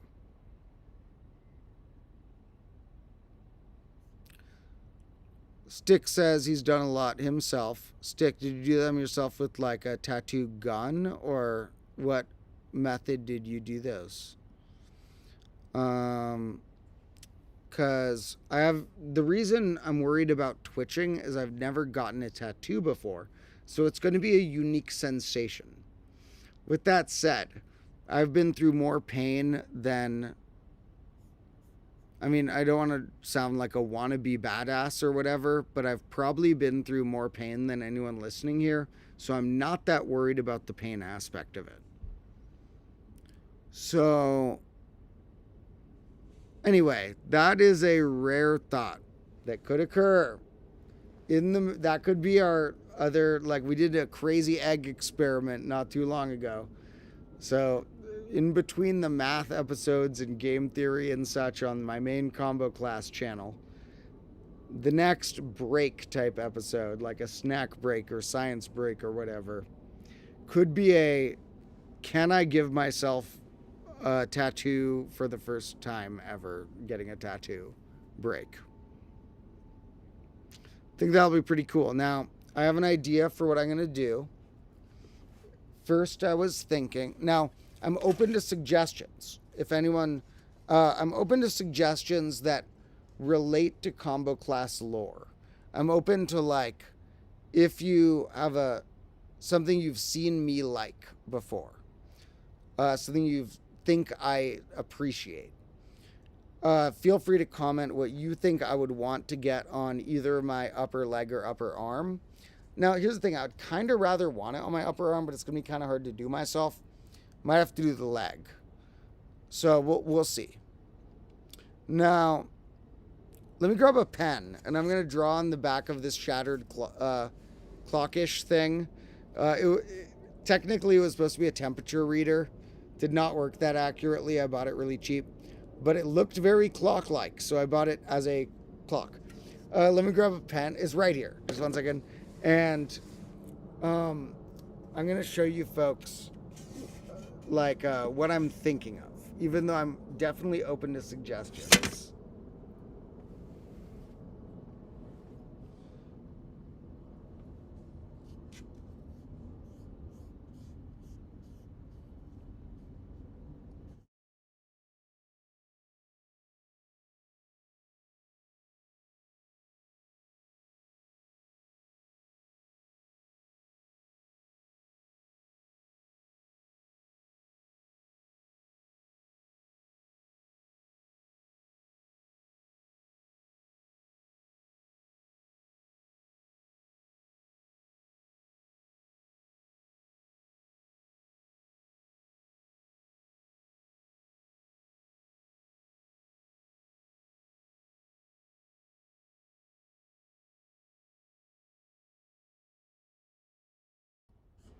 I cannot find a pen.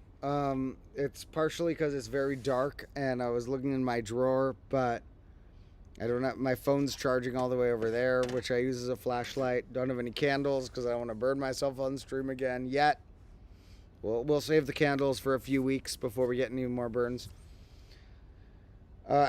Don't be scared if there is fire in the next combo class episode. Like I said, surprisingly, the insane fire blasts in my official episodes are less dangerous than, apparently, based on research we have conducted, are apparently cause less injuries than having a normal-sized candle while not paying enough attention to it. I cannot draw it on here. I don't know where the pen is, but here's my idea. I'm going to describe it to you. So, one of my favorite equations is the fact that 1 plus 2 plus 3 equals 1 times 2 times 3. That the factorials in triangular numbers merge at a point. So, I was almost thinking of getting those numbers, just like 1 plus 2 plus 3 equals 1 times 2 times 3. But I remembered that I have thought of my own visual demonstration of this that I'm not sure if I've ever seen before. My visual demonstration of this will be 1 plus 2 plus 3. To me, some people just think, oh, it's just an equation. 1 plus 2 plus 3 equals 1 times 2 times 3. But like I said, these represent to me triangular numbers, which are sums of numbers up to a point. And maybe the other could represent factorials if you want. For triangular numbers, we have triangles of dots. And so I'm imagining my tattoo begins with this shape. 1 plus 2 plus 3. You see 1 plus 2 plus 3. Not the words, just that little shape. The 1 plus 2 plus 3. Then an equal sign. And then same size. What am I doing? What's happening? No. I don't. What the heck am I doing? I don't know what that was. I like dragged the image somewhere and it said uploading. And I'm like, what? Okay. We're good though. It didn't do anything crazy.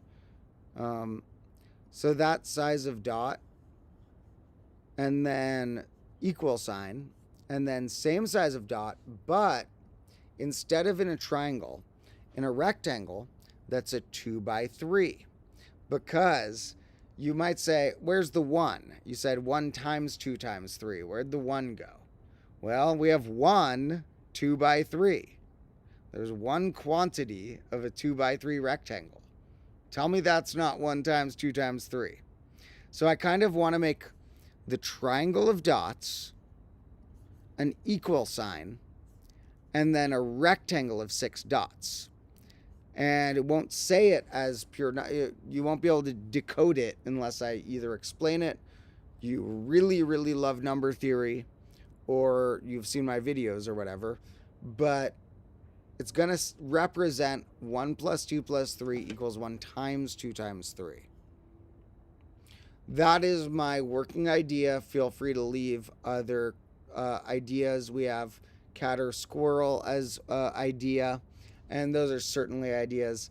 You know, even, yeah, I have a family member who thought about tattooing my 3 cats, including the stray, because they're so amazing. If I got a cat, I don't know which cat I'd represent, so I might have to get 3, because I have 3 right now. I love my cats. They're so cool. You have no idea. When I make an episode someday about my cats, and I bust out the footage of my cats, there's footage of them just being the most insane lovelords, stretching out with their belly open, rolling around, flopping towards you, just wanting only love and going long and nice. And oh my God, are my cats brilliant. Also, I've gone through periods of depression where my cats literally might have saved my life. I'm not joking. Thank you, Sage and Dandelion. Sassafras came after that, but nowadays, thank you, Sassafras, too. Now, somebody said clock. Now, that was another one I considered, is that a combo class symbol to me.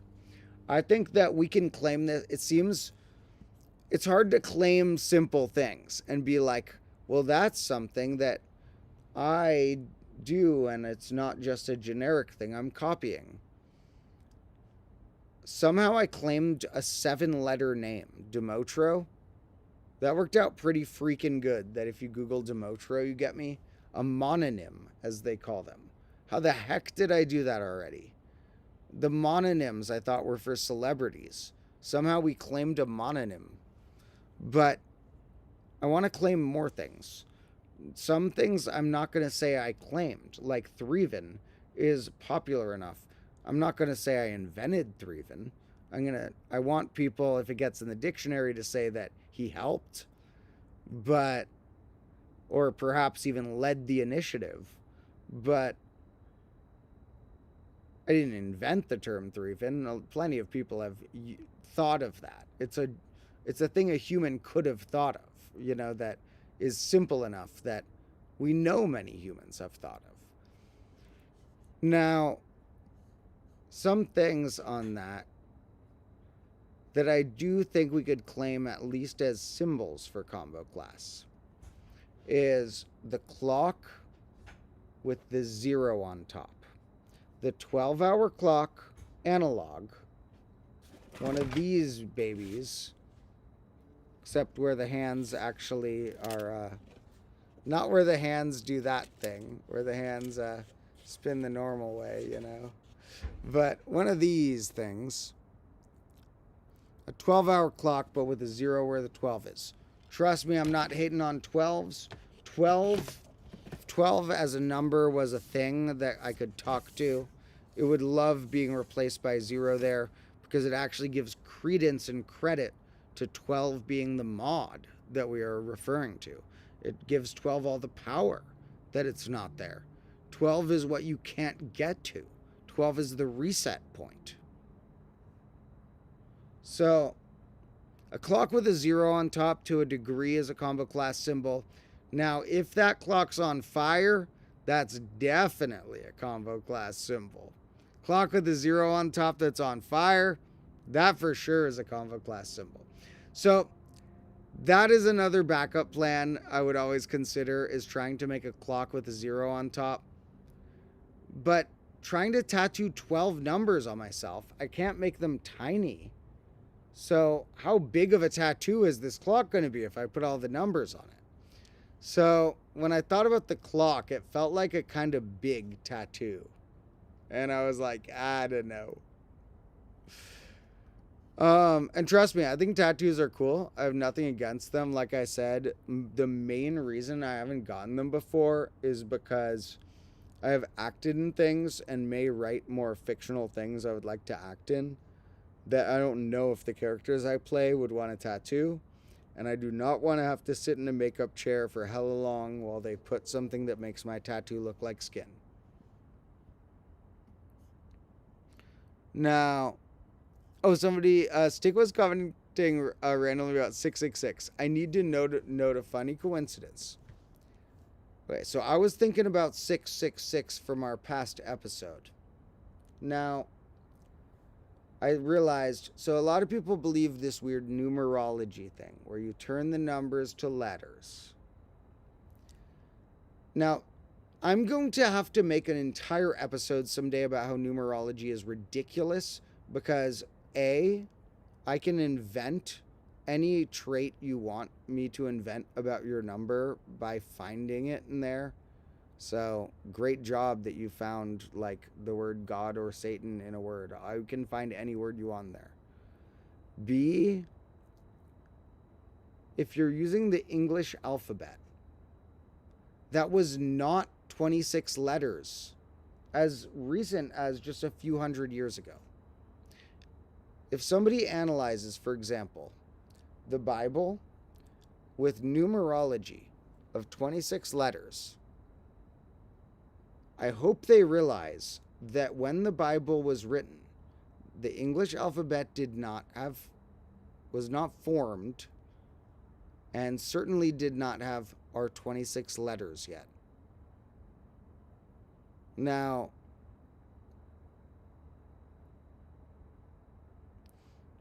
which makes it really silly. Like, do these people think there's like a prophecy that someday there was gonna be 26 letters and then the text would spell out God or Satan or something? So someday I'm going to have to make an episode about numerology, which is also going to go back to a really old pair of episodes I made about how the English alphabet is newer than we realize and that we should be ready for it to change. We should be totally willing to go to a 25 or 27 letter alphabet if either of those calls for it. But people are not willing, even though it was not 26 letters as recent as a couple hundred years ago. Do you know how recent J was? You don't know how recent J was. I'm going to have to clarify that more in another episode, but J is straight up like 200 years old. Oh, somebody just commented that. Oh, cool, yeah. Somebody's just commented that J is less than 500. It's even less than that. It's like less than 300.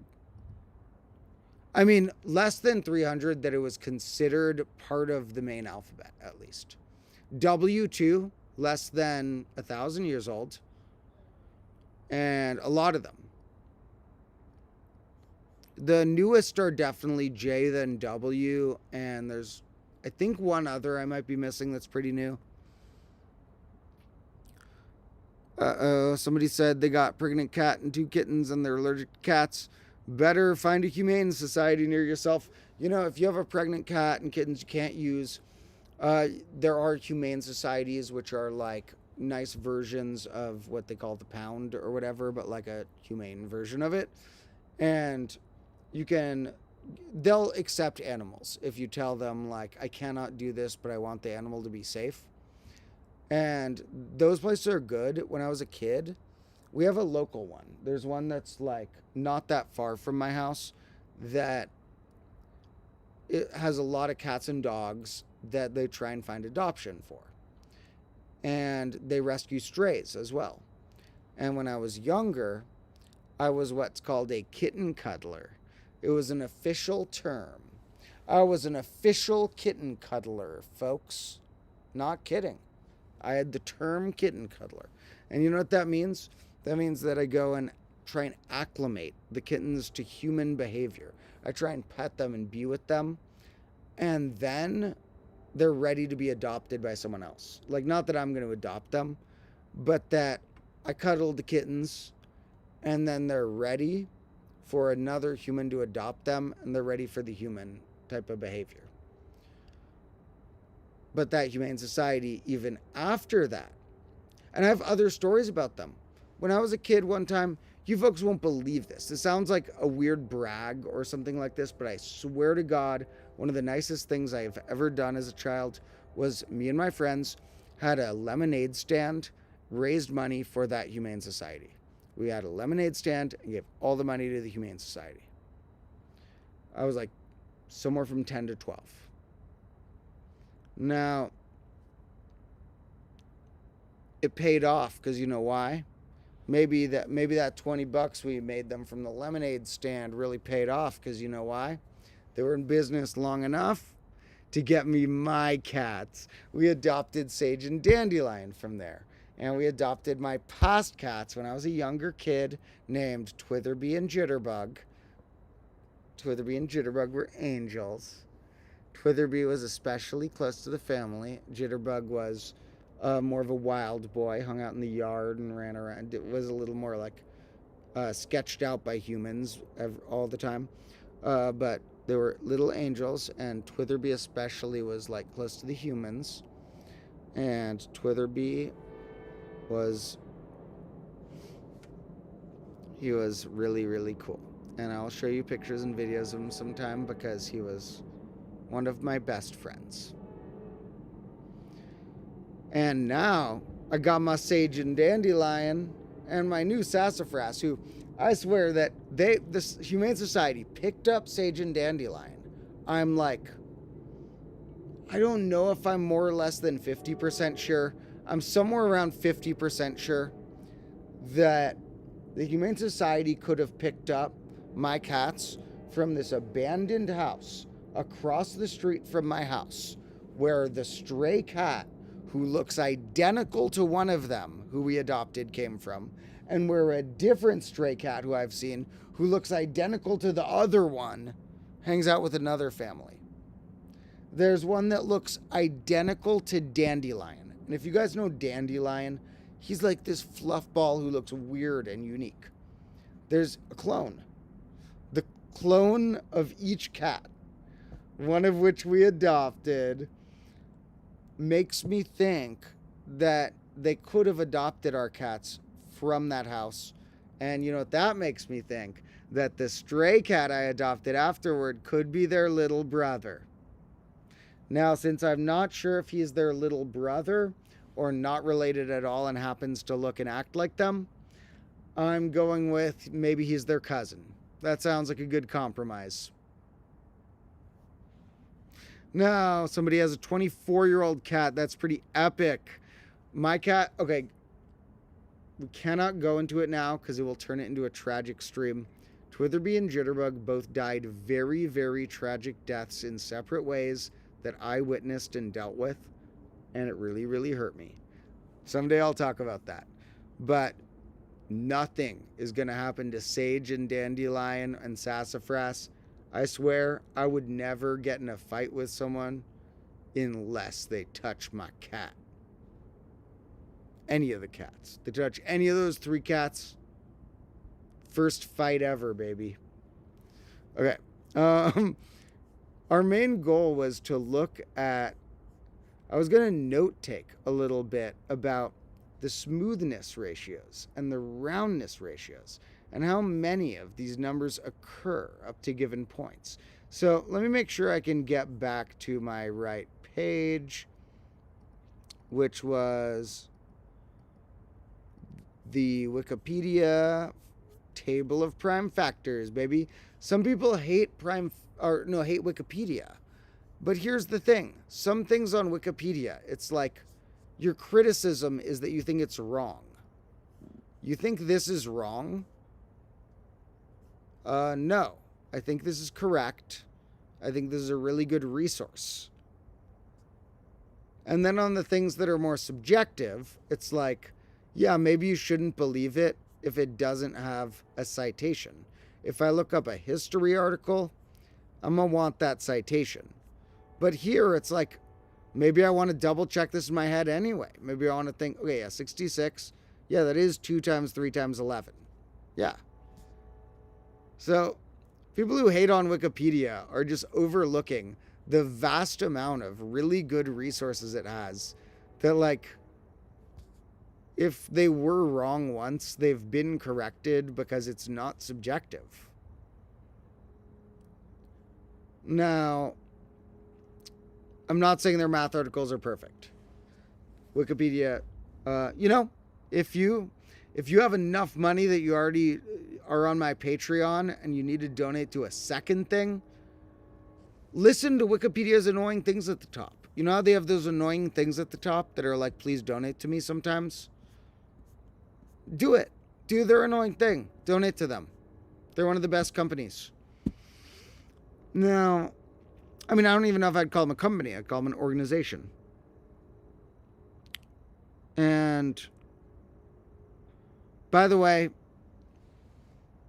so you know the whole deal with like Twitter turned to X and Elon Musk bought it and sort of trashed it and made it really weird and stuff.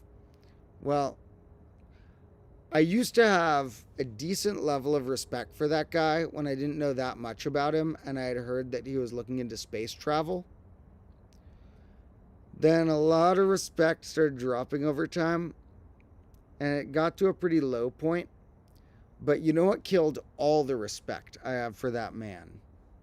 That man tried to go to war with Wikipedia and tried to get his, like, yes man followers to hate Wikipedia because, I don't know, maybe he read an article about himself that he tried to, like, re-edit and they wouldn't let him or something. That's a random guess. But for some reason, that man didn't like that Wikipedia is more accurate than his platform. So he started trying to diss Wikipedia. And that was the last straw, buddy. So that guy is officially an anti-combo lord. If he apologizes to Wikipedia, then we'll see. But also he sucks in other ways. Somebody notes that in the comments it may be bad for politicized topics. That's why I was trying to note objective versus subjective, is that like history, for example, a lot more likely that it'll be off on a biography or historical type describing some, you know, thing like that. Those things are much more subjective. With math, you could get something wrong, but almost always the flaw on the math articles on Wikipedia is just that they don't have enough. Not that they don't have it wrong, just that they were missing things I would have said. That I was like, oh, they should have also noted this. But very rarely have I noticed something wrong on it. And you notice stuff wrong in most sites. So, yeah, like I've said before, if you say that I don't use Wikipedia because I only read books that have gone through an official editor, like paper official books, or articles that I've fact-checked the credibility of the author, and that's the only place you get information, then okay. Maybe you shouldn't use Wikipedia if you are like, that's your game plan, you really like fact-checking stuff. But if you've ever believed a fact from Instagram, Facebook, Twitter, YouTube, anywhere that's not an official article or book, then Wikipedia is better than those. So, no reason to hate on Wikipedia if you've ever believed a fact from a social media site. Now, some people said, why are our wealthiest people the worst? You know, that's a kind of interesting question. Maybe I'll discuss that for a second. I do think money can corrupt people. I think that I don't like money. My goal is to not have to think about money. My goal is to, a big goal would be to have enough money that I don't have to think about money, but I have like a cool property to live on in the forest, and I have like a couple employees who are well paid, who can help me with my stuff. And that my mom is taken care of, and my brother. And my best couple friends. If I ever get rich, my best couple friends are rich. But I don't want to think about money. I don't want to hustle for that. I've been poor enough in the past trying to make little bits of money. I've hustled in ways I'm not allowed to talk about on camera here. And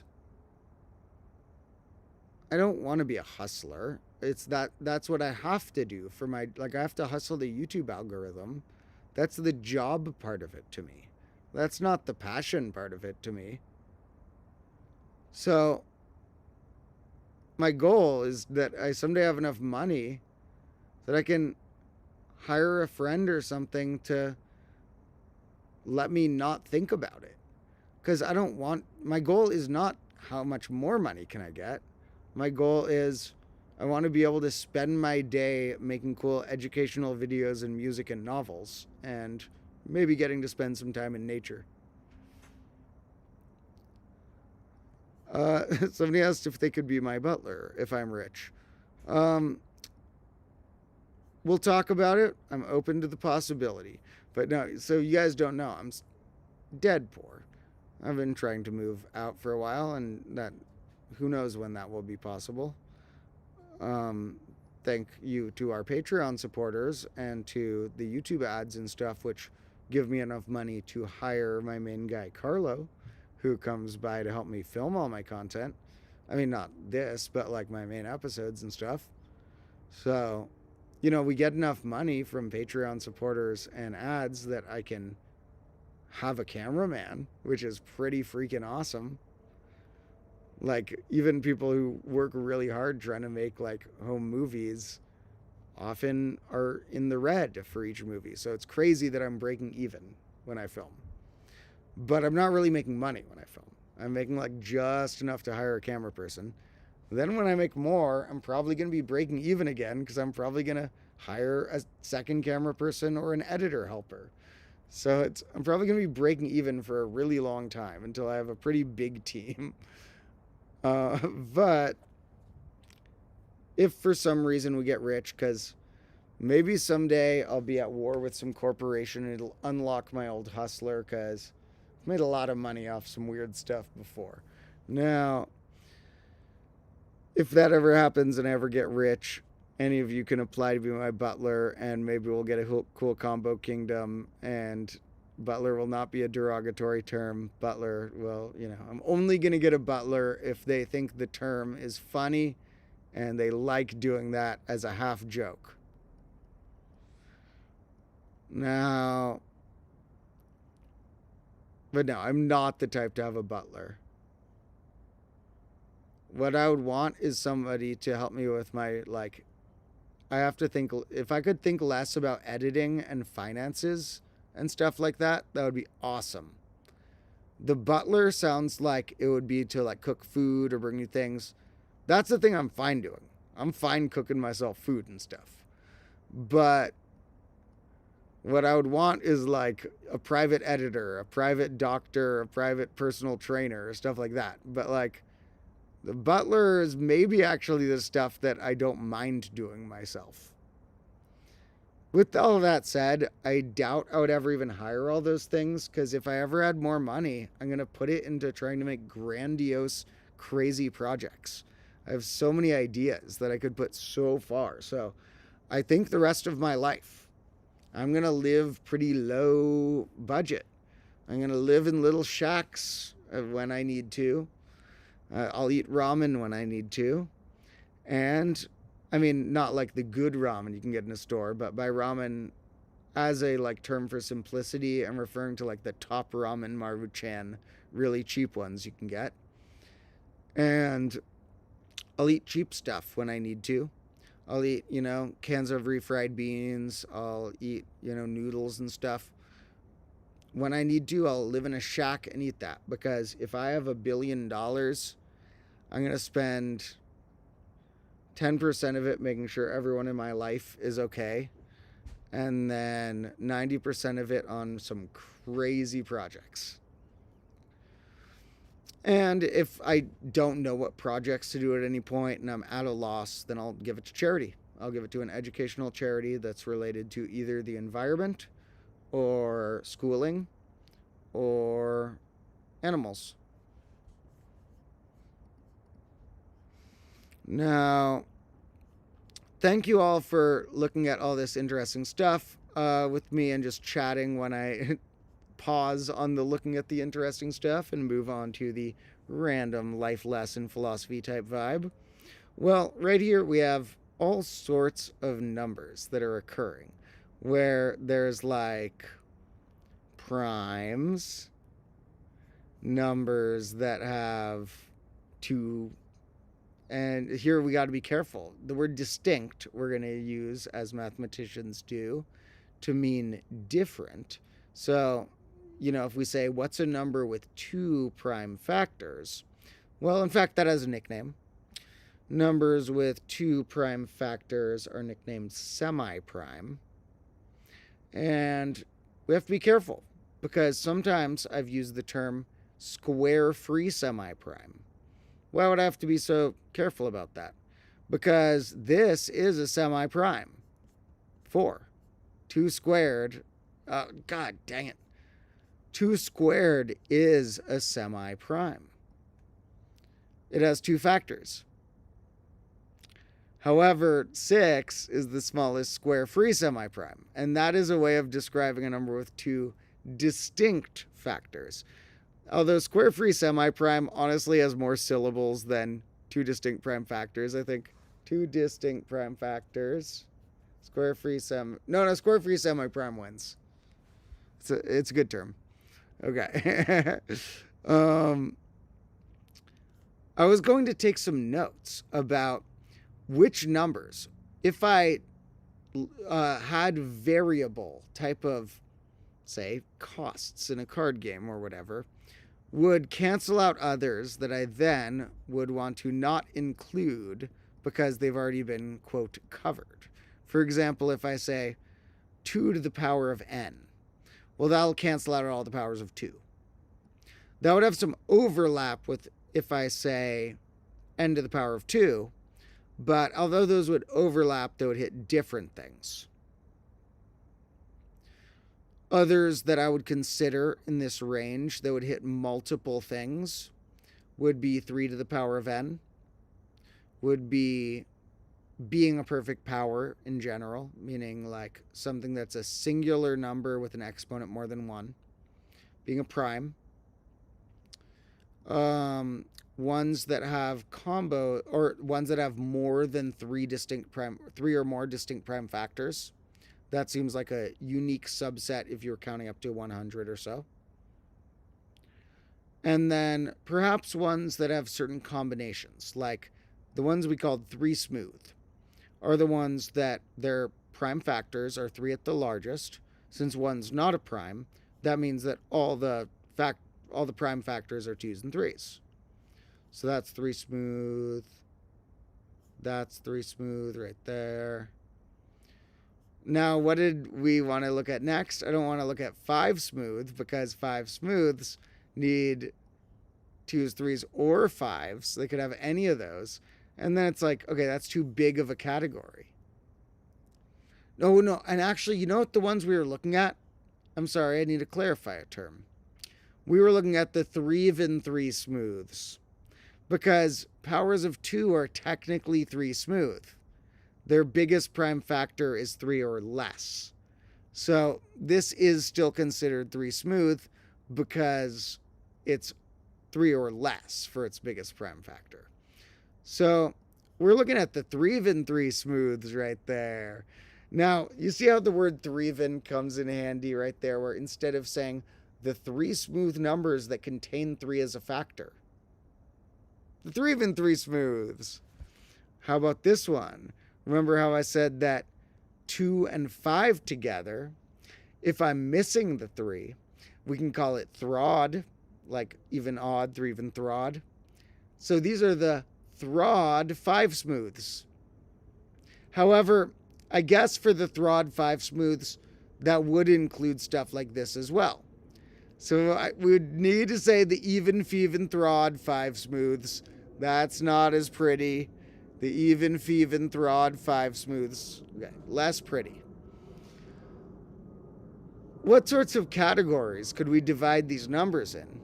Where we would go up to a range and have a somewhat balanced mix of this amount of primes, this amount of powers of 2, and we are allowed to have a category called other. But we don't want other to be too big or small. If other is like one thing, then it's like, well, we got to assign that to something. If other is like half of it, we're like, well, we need more categories. So, how can we assign these different things? Now, for example, primes are going to be a crucial thing to consider. But some of the lower primes may get special traits. And I'm thinking that to look at categories in a range, the range we'll be thinking of trying to subdivide is going to be somewhere between 30 and 120. So like going either up to 30 or 60 or 90, 120, something like that. Primes, we're going to say larger than 5. We're gonna treat 2, 3, and 5 special. We're gonna treat the first 6 numbers special. Let's say if this was a category, our prime's larger than 5. We got 7, 11, 13. Let's see if I can remember without the list, because I'm like covering it up. I can't see it either.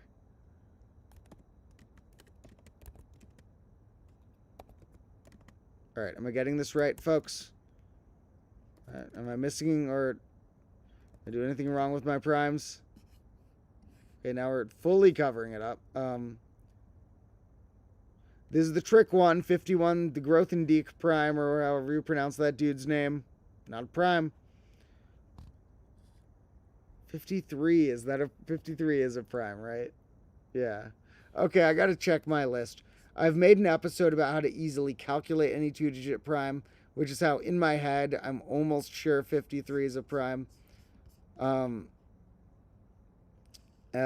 if you want to know more about, like, how I was pretty sure that was the next one to say, look at the episode I made about how to easily calculate any 2-digit prime number. That's in the grade -2 combo class playlist.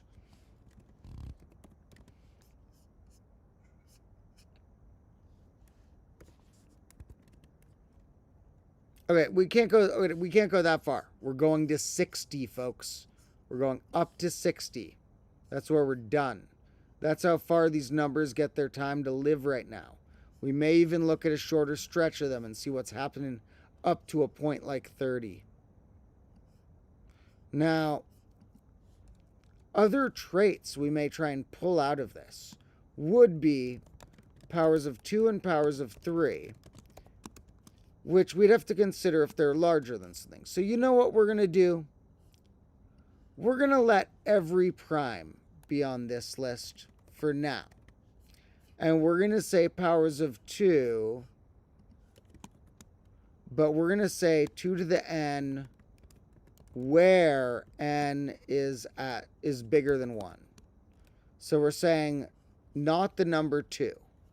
You have to go a power of 2 further than 2, and a similar thing for 3.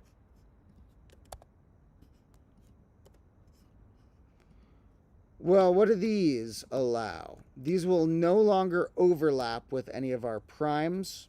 We're going to have 4, 8, 16, and 32 in this range.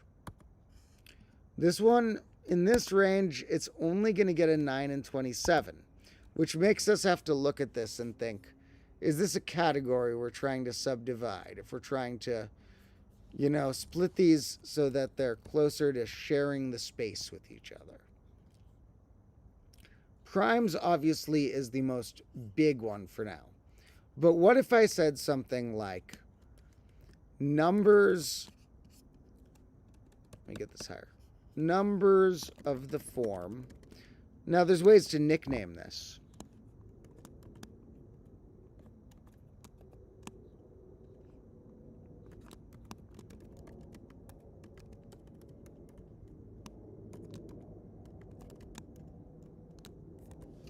Numbers of the form 2 to the power of m times 3 to the power of m, where n and m are greater than 1. This is an unofficial way of writing that 2 separate things are both. You know, if it was official, you'd say n greater than 1 and m greater than 1. But what does this type of number look like? Because you see, we start with, I need at least 1, 2, and at least 1, 3. And then we can think of it like I'm pumping in another 2 or 3 multiplicatively one at a time. So I start with a 6 that's obligated, because these have to be, wait, no. Greater than 0. That'll work, so we can start with a 6. Greater than 1 would make us start much higher. We're going to say greater than 0, because, and let's make this all a little smaller so it fits on the page better. This is, you know what's funny? You know, I said I'm bad at technology earlier. I am good at typing on text edit. I can type secretary speed. I can edit stuff like crazy on this.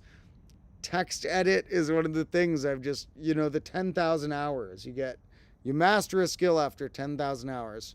I have written crazy documents on this for far longer than that amount of time. Now, 6, we can think of pumping a 2 in to give us a 12, or pumping a 3 in to give us an 18. We can think of pumping a 2 or 3 into that to give us a 24 or 36. And we can think of pumping a 2 into that would give us the same 36. Pumping a 3 would give us something different. That would give us 54. So there's different ways we could think of this. And although this is the more mathematical way to say numbers of this form where they're both bigger than 0, the exponents are both bigger than 0. And we're assuming they're whole numbers. So obviously, if I had to write this as a proof, I would say N and M are natural numbers or something like that, because, or N and M are whole numbers and they're bigger than 0. We would clarify that they're integers. Now, the way I like to think about it is that you got to start with a 2 and a 3 multiplicatively, and then you can pump other ones in multiplicatively as you choose to find which ones you reach. So you see, this actually reached different numbers than the ones we had been reaching before. So, am I cutting this off at all? Yeah, I'm cutting it off a little. So, none of these overlap yet. You see how all these categories I invented have none in common. So what other categories could we make like this that would fill in the blanks even more? Well, we might think of doing a similar one with 5s. And we might think of doing it with other small primes as well. But if I did 3s and 5s, gets a little big for the range we're talking about. 2s and 7s also gets a little big for the range we're talking about. But 2s and 5s, and possibly 3s and 5s, are ones that could fit right here. What are numbers of this form? We start with a 10. I can bump a 2 in. I can pump more 2s in as long as I want. Oh no, we're only going to 60. But I could also pump a 5 in. So this doesn't cover too much, but it does hit 4 numbers in this range. Now, if I really wanted, for certain numbers, like, say, 11, I could even cover another chunk of the numbers as a new category by saying something just like multiples of 11, which sounds like a cheat, but here we're just using exponents, and here we're just using multiples, which are just one layer off in our hyper operations. So multiples of 11... basically, we're going to say 11n where n is greater than 1, because we covered 11 in our primes. So we could think of saying multiples of 11 and cutting off the primes at a different point, but for now we'll let that one be on the prime list. So here we have all these numbers that were not covered yet. So, of course, if we only did multiples, we could cover them all easily. But we're trying to sort of be creative, because these could theoretically be a single card in a card game one might develop. Maybe the cost of this card is 11 times whatever. And then sometimes you'll pay any of these different costs for it for different effects. This would do something twice, 3 times, 4 times, or 5 times. Or like affect 2 things versus 3 things, and etc. So multiples of 11... it would be boring if we do it for all of them, but this could be like a single card that you pay 11n for. This could be a single card. So other single cards could sort of be the gap numbers. It always costs 22 because that was the sore thumb or whatever. But 22 is not the sore thumb anymore now that we did this. Okay, it always costs 26. That's always the one that sticks out or whatever.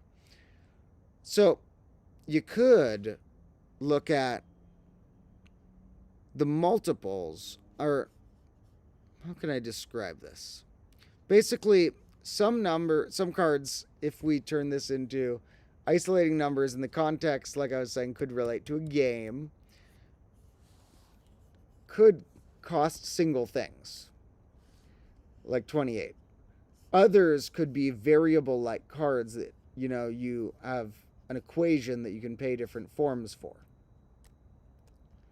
And so I'm sort of looking for, this is the other category, which we're not going to fill in right away. But it would be pretty cool if I can go up to the first 30 or 60 numbers and have some different categories, and that other isn't too big. Although prime's looking pretty big up there right now. But other, we want to just be an amount of cards that have a fixed number, which might be more than half of the cards, might have just a singular number as opposed to variable-like things. But I want to see what numbers are cut out by the variable-like things. Like what remains in our other category. And we don't have to cut here, because, I could add more categories and such. For example, if I did square numbers, that overlaps a bit with some of these, but it would also add others. So, thank you to anybody who's still joining us in this super long stream.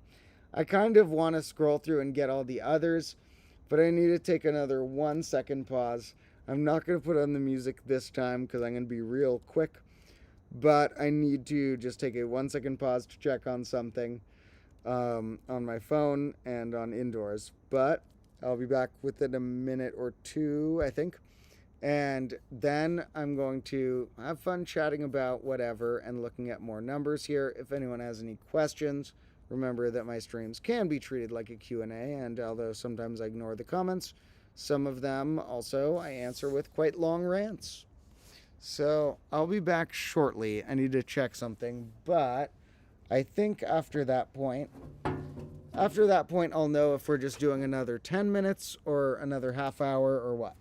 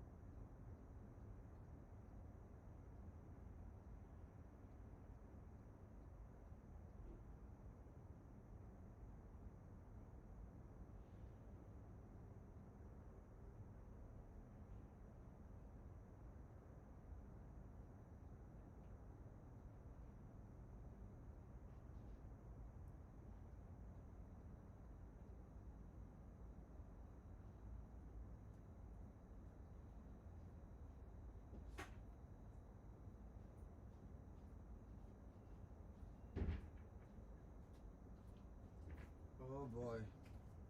Alright, I'm back. Sorry, it took a second. It was partially because I saw some good food and I realized I'm quite hungry.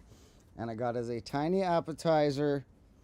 My brother was cutting a mango open, so I got a few little chunks of mango. Oh, I love fruit. It's right here, the mango. Fruit is one of the coolest things in the world. I must admit, I'm quite an omnivore in the form of, I like meat a lot as well. And I like grains and all sorts of food. I like cooking. We're going to do more cooking tutorials someday, but here we just got a couple little chunks of mango. Mm-hmm. Mm-hmm. Mmm. Mmm.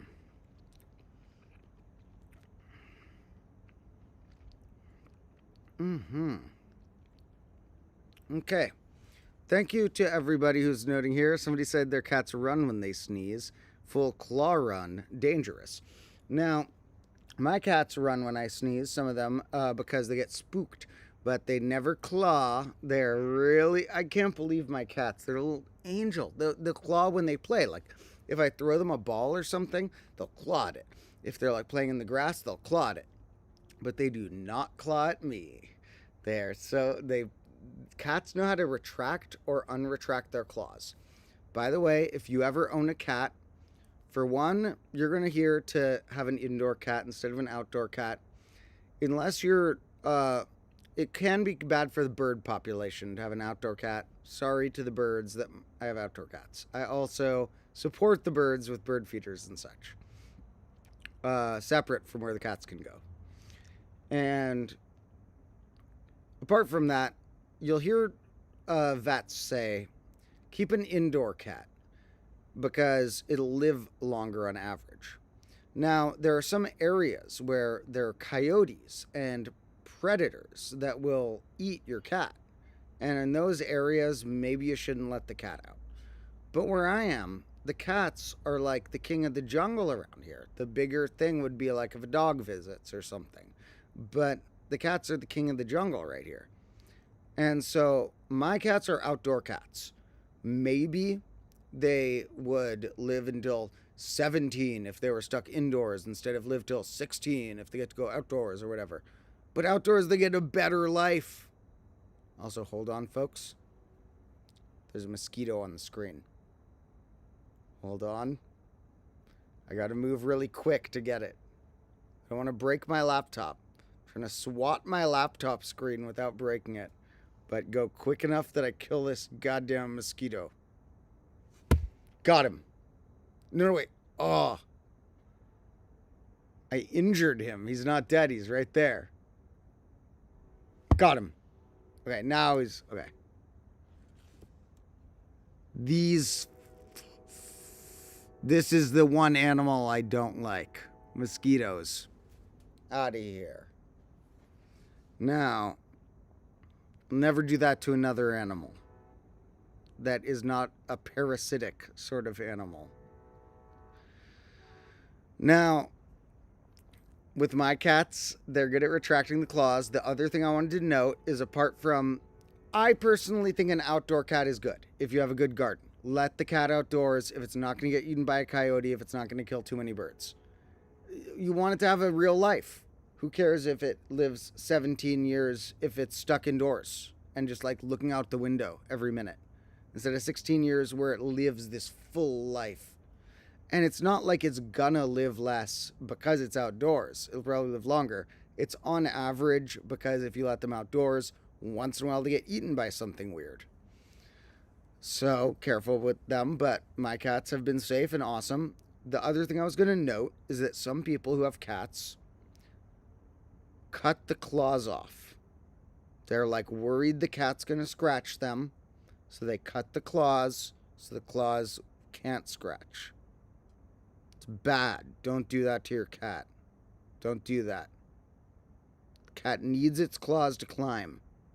You want the cat to cut off one of your parts that you need to do your basic human rituals? Well, it has basic cat rituals that it needs its claws for. If you're nice to your cat and you give it a good life, it won't ever scratch you. Like my cats don't ever scratch me. So don't cut its claws off. I don't normally get that intimidating or threatening sounding to anybody, but, you know, if anyone's thinking of cutting the claws off, talk to me first. Okay, so because cats need their claws, you know. Now the only time that I think my cats have ever scratched me, like they haven't ever like scratched me, but it's only if I'm playing with them and like purposefully telling them like we're getting something, get this little toy, get this toy, and then I try and pet them too quick or something, and they do the playing thing on me, which they've never really hurt me from it, but they're really good if you train a cat well to know I'm playing or I'm cuddling. I think cats are beautiful forms of nature, and I know it's boring to hear about them all day, so I'm going to save my cat footage, possibly to merge with my squirrel footage in an episode I might make that'll just be like a combo of those, called something like How I Adopted a Feral Cat in a Squirrel Family, or something like that. So, by the way, one note about like natural things. I was down at the marina, which is an area of seashore. I live by the coast of California, and you can call the marina can be a nickname for certain areas. Particularly, you nickname that in my zone. Marina is a general term, but the marina in my zone refers to a particular realm. A marina like that is an area closer to the shore with certain habitat, and our one is pretty nice. It's a very big zone, and I will say that parts of the marina are close enough to my house that I walk there all the time, but if you're trying to track down my house, it won't work because A, I walk really far, B, the marina's really big. It's a massive zone, and there's so many like sub parks in it. Now I was out there with my friend today, and look at the sky. I got some pictures because the sky's clouds were unbelievable. I got my friend to take a video of me there just saying, "Thanks for coming to combo class," to see if I can fit it into an episode at the end, just because the sky was so pretty. I didn't even have my lab coat or anything. I was just like, take a video of me saying thanks for coming to combo class. The sky's that crazy. Here's one picture of what the sky looked like. I don't know if I can like show this full enough, if my phone is gonna work to hold up, because I just have it on my phone here. But look at what the sky looked like. It's like this crazy, like rippled, like infinitely rippled, like keeps rippling off forever. And it's hard to get in a photo. Here's one of me next to it when it's like a little sunnier looking. It's hard to see, but it's like this crazy rippled cloud thing that went like forever. Speaking of cats, that was a cat noise. Okay. Anyway, our stream has gone on incredibly long, and I do want to think about what other numbers we have here, but some of this I might have to save to polish on my own and then like show you guys the results another day. It's also a good challenge for you folks. If anyone wants to leave in the comments later, lists of numbers, and here's how you do it. You say, I'm going up to so-and-so, and it's all of the numbers between 2. 1 is always special. 1 is gonna, first of all, it's not a prime, it's not a composite, and also if you say certain things like squares or whatever, 1 could be on too many lists, like squares and cubes. So you're gonna start with 2, and you're gonna say, I'm going from 2 to whatever number. You don't have to comment it. It could just be for your own fun too. But comment it, I'm curious. 2 to whatever. And you're going to say then like on different lines, primes of this range are this. You don't have to do primes. That's just an example. Squares or whatever are this. Try not to overlap, but you can if needed. And maybe if you're gonna overlap, just put in parentheses or something that overlaps. And then have an other category, the numbers that were not covered by your lists. But your goal is to have the lists with minimal overlap be similar sizes, including the other category. So this is something I'm working on that you guys can work on for fun if you ever want. Feel free to leave a comment if you find anything cool. You know, I think I have to cut off the stream pretty soon, but maybe we'll chat until it hits 3 hours, because we're close to a 3-hour stream, folks. And I know I take breaks, so, you know, it's been 10 minutes missing from those streams or whatever, although I played my music in the gaps. It's kind of funny that I can get so into this for 3 hours straight, but I love my combo fans. Not that many people watch the live streams compared to my videos, but I don't really care because the live streams take a lot less effort, and although I need to come prepared with a lot of ideas and a good amount of energy, I don't need to do a lot of editing, and editing is sort of the thing that is not my favorite out of all of the aspects that it takes to create my show. And I like having some say over the editing, and I like doing certain things of it, but having to edit a whole episode and make sure the sound doesn't sound bad and stuff like that, not my favorite. So someday I will hopefully have the budget to work with more editors. That'll give me more time to work on just more scripting and filming. But for now, when I don't want to have to edit a project and I just have an idea I'm working on, the live streams are so fun. And I love whoever joins for our comments throughout the different random moments of our 3 hours or so that it ends up being. My chair is slipping in the mud, as usual, so I'm tilting downward and going to abandon the chair. We can take a look at our little combo classroom to start wrapping up, which here in the combo classroom, some things have been a bit chaotic. Some things have been going a little crazy. Now back here, and we can unplug the charger for now, because we're only going until it's been about 3 hours, and then I really should just go eat some food and work on other projects. Now, this is the planter bin, and you can't fully see because it's dark, which is good. I kind of like that you can't fully see, because then if I show you any spoiler alerts or whatever that are things that maybe got shattered or destroyed in the next episode, not the last one, then you won't get the full picture yet. You'll just get little clues.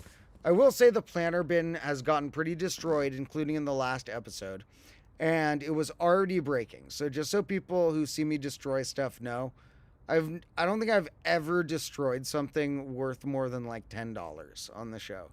The stuff I destroy is already broken or really, really cheap. And so this planter bin was already breaking, and so I was kind of rolled with the flow of we're going to let it break even further. And the rain also helped roll with the flow. It's been raining a lot, and the rain certainly did not help once this thing was cracked and it got quite wet. There is the potato plants still just emerging in random places. I dumped potatoes in here a long time ago, you might remember, and it rained on them, and they just like grew stuff. Now this is poisonous, so don't eat it if you are for some reason here. You're not, luckily. That would be weird, but I shouldn't eat it. Potato plants are poisonous, apart from the tuber at the bottom, which is the potato we eat. But it's kind of fun to try and see them sprout up, and someday we're going to do a more official potato experiment where we try and grow potato fruits, because yes, they fruit, and the fruits look like little berries or tomatoes, but they're poisonous as well. So we're not going to eat the fruits. We're just going to see if we can grow them. There are other things that have been quite chaotic here too, and I'm going to take a little pan around, and there are some things destroyed you might not be familiar with, but since it's dark, we'll assume it won't be too much of a spoiler for right now. But perhaps some certain things have gone quite crazy in the past. Now, I don't know if you saw any of those little clues I flashed by. In any case, we'll get more daytime shots of the classroom soon, but like I said, the I've been trying to get to a main episode on my combo class channel closer to once a week, but with me doing all the editing, it often takes me closer to 2 weeks. Really depends. This next one will take me up to another week. I'll try and make it another half week. I'll try and get this one done in like half a week, but it could be up to a week. But it's going to be really long. The next episode on the Convo Class channel, like I mentioned earlier, I'll just say in case anyone's popping in for the end, will be a long documentary-ish look at what the most overpowered, broken, format-breaking cards in Magic the Gathering, the game's history, tell us about game design. I also hear a cat right here. There's straight up a cat down here. Oh my god, is that a cat? That was so weird. Something brushed by my leg. Which one is that? Is that Sageboo or Sassafras? It's one of the silky ones. They look so similar. Which one is that? Hey Sage, what's up? Maybe it was Sassafras. Oh my god. I thought I heard a cat, but then I just felt something brush right by my leg. Because the cats like go right by you to cuddle you. But when it's dark out here, feeling something brushed by your leg is not that fun, because there are occasionally like raccoons and skunks and other stuff back here. Also possums, but the possums are so chill. I don't care if a possum wants to brush my leg. Now, somebody asked if the live streams are on a specific day. Currently, they're not. I have wanted to do that. I like the idea of having a show that's like my live stream show a few days a week. That it's like, okay, it's Mondays, Wednesdays, and Fridays or whatever.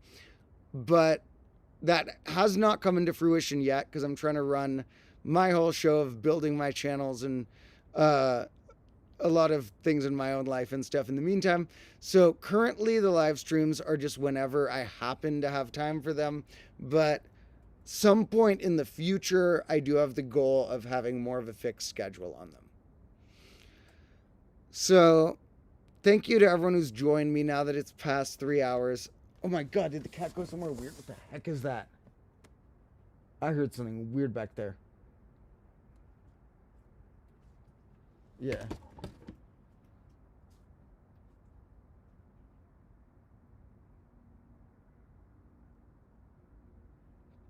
It's too small to be a human because there's other humans around, but too big to be a squirrel.